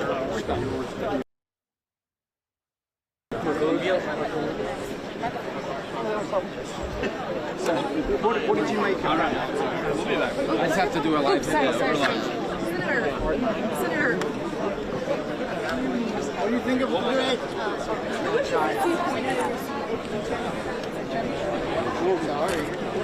I did actually. Oh, my face. Wow. Okay. I did actually apply to go to your show, but that's unimportant. We have live there, I'm sorry. Who would you want to see appointed in your Senate seat if you were appointed VP?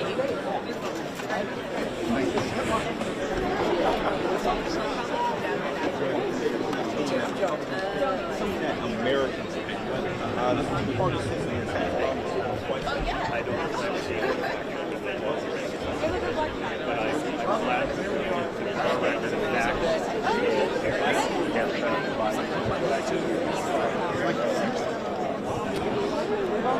We're gonna wait till she's finished, or I think it's basically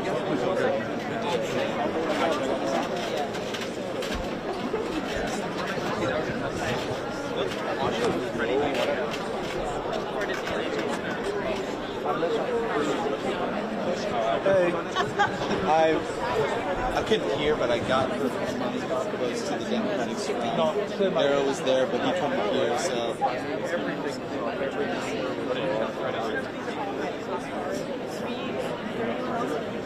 Yeah, I just saw.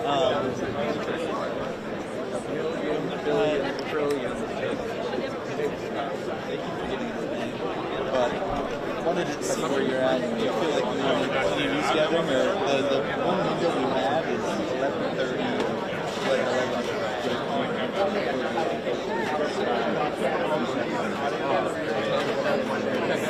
11:30. Okay, and I've got. Do you feel like you have a good 2 minutes? Yeah. Oh, there he is. He's up here. Also, all the cameras were ran today.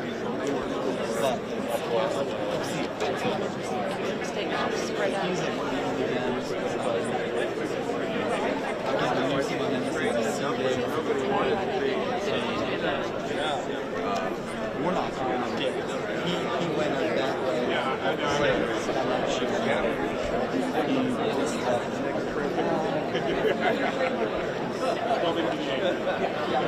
Always do. We're waiting for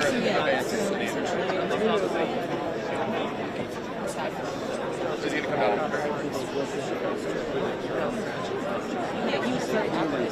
Sure, definitely.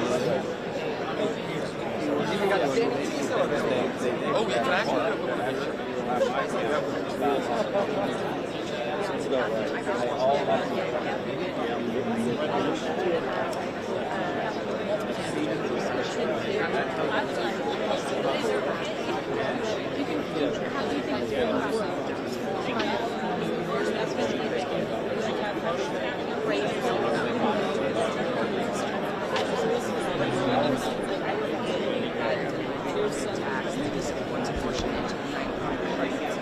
Yeah, I'm listening. So that was part of me.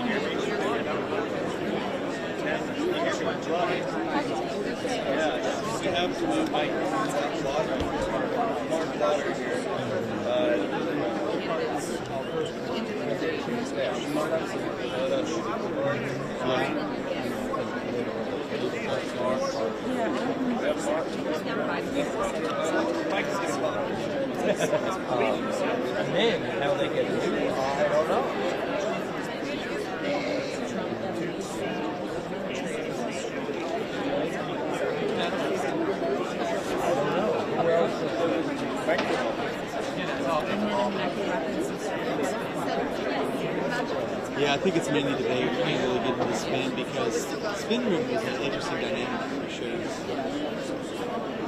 Yeah, and Democrats. Yeah, so I think that has to be a separate because the main part is on. And I like like all those areas. We'll objectively film them all and then try to see which ones people are the most sure about for like a quick 60-second version. So, let me have someone there, but the best way for me to do this, I think, searching recorded on the same feed. That's right now we got a lot of standard gates. I got some stuff I got I really want to know bands and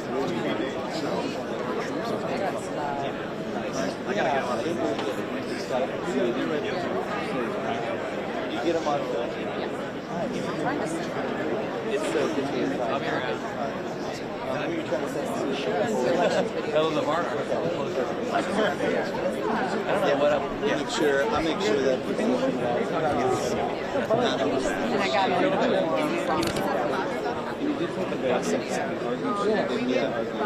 Sounds good. Definitely use it at something else. It's already fast. And I have him direct chat things I asked him. Yeah, let me know where that is. He knows you.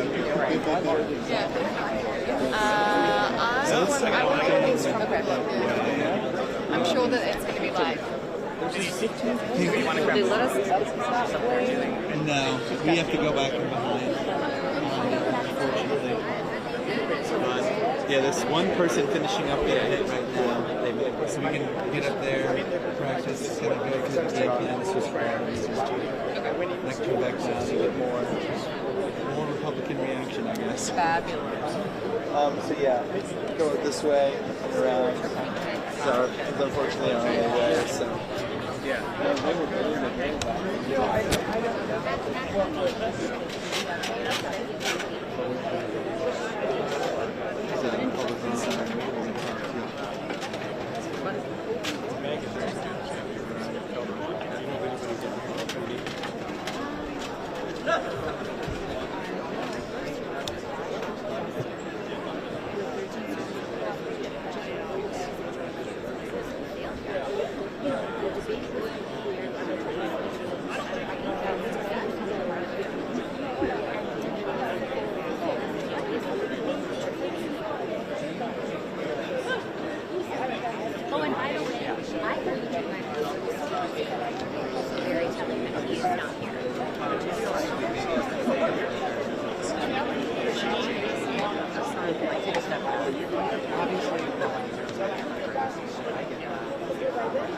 But then let's also use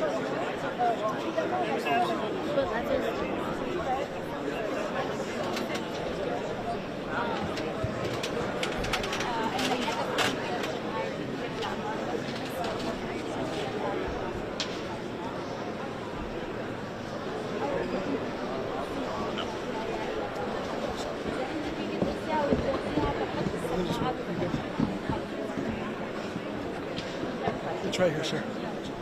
It's right here.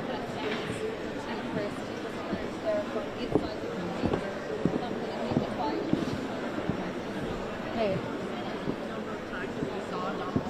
Wanting to respond to things and maybe he wasn't straight right at that moment, but he always came back for us for the next question. Well, it's so interesting that the party that has accused Republicans of being threats to democracy for 4 years is now trying to pull Joe Biden from the ballot for effectively doing what has been obvious to everybody for 4 years. That the guy really isn't up for the job. So my attitude is Democrats are stuck with Joe Biden.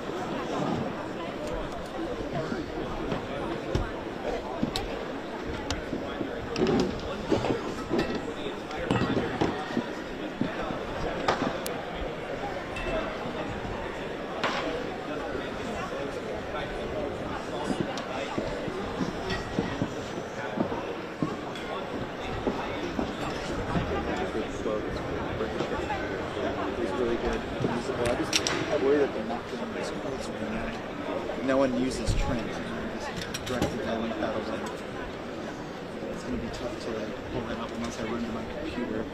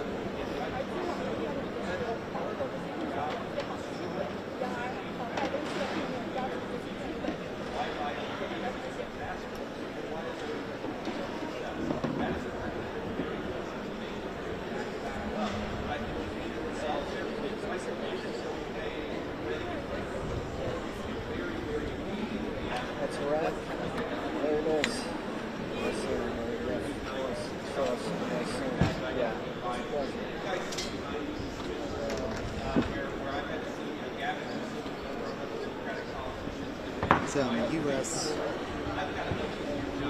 what's the main channel you guys are talking in? It's politics.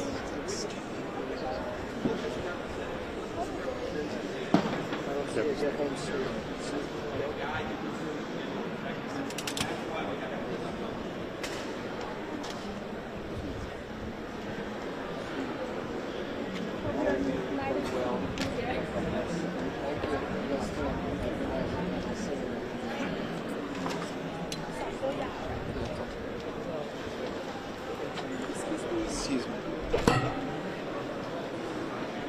Thank you so much. I'll see you in the.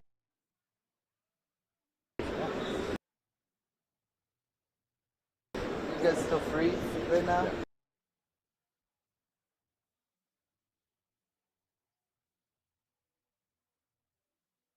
Plug and play. So hold on. You want our live view or yours? I can just literally give him mine, and he can stay connected. Why don't you do yours? Yours right? Yeah. I can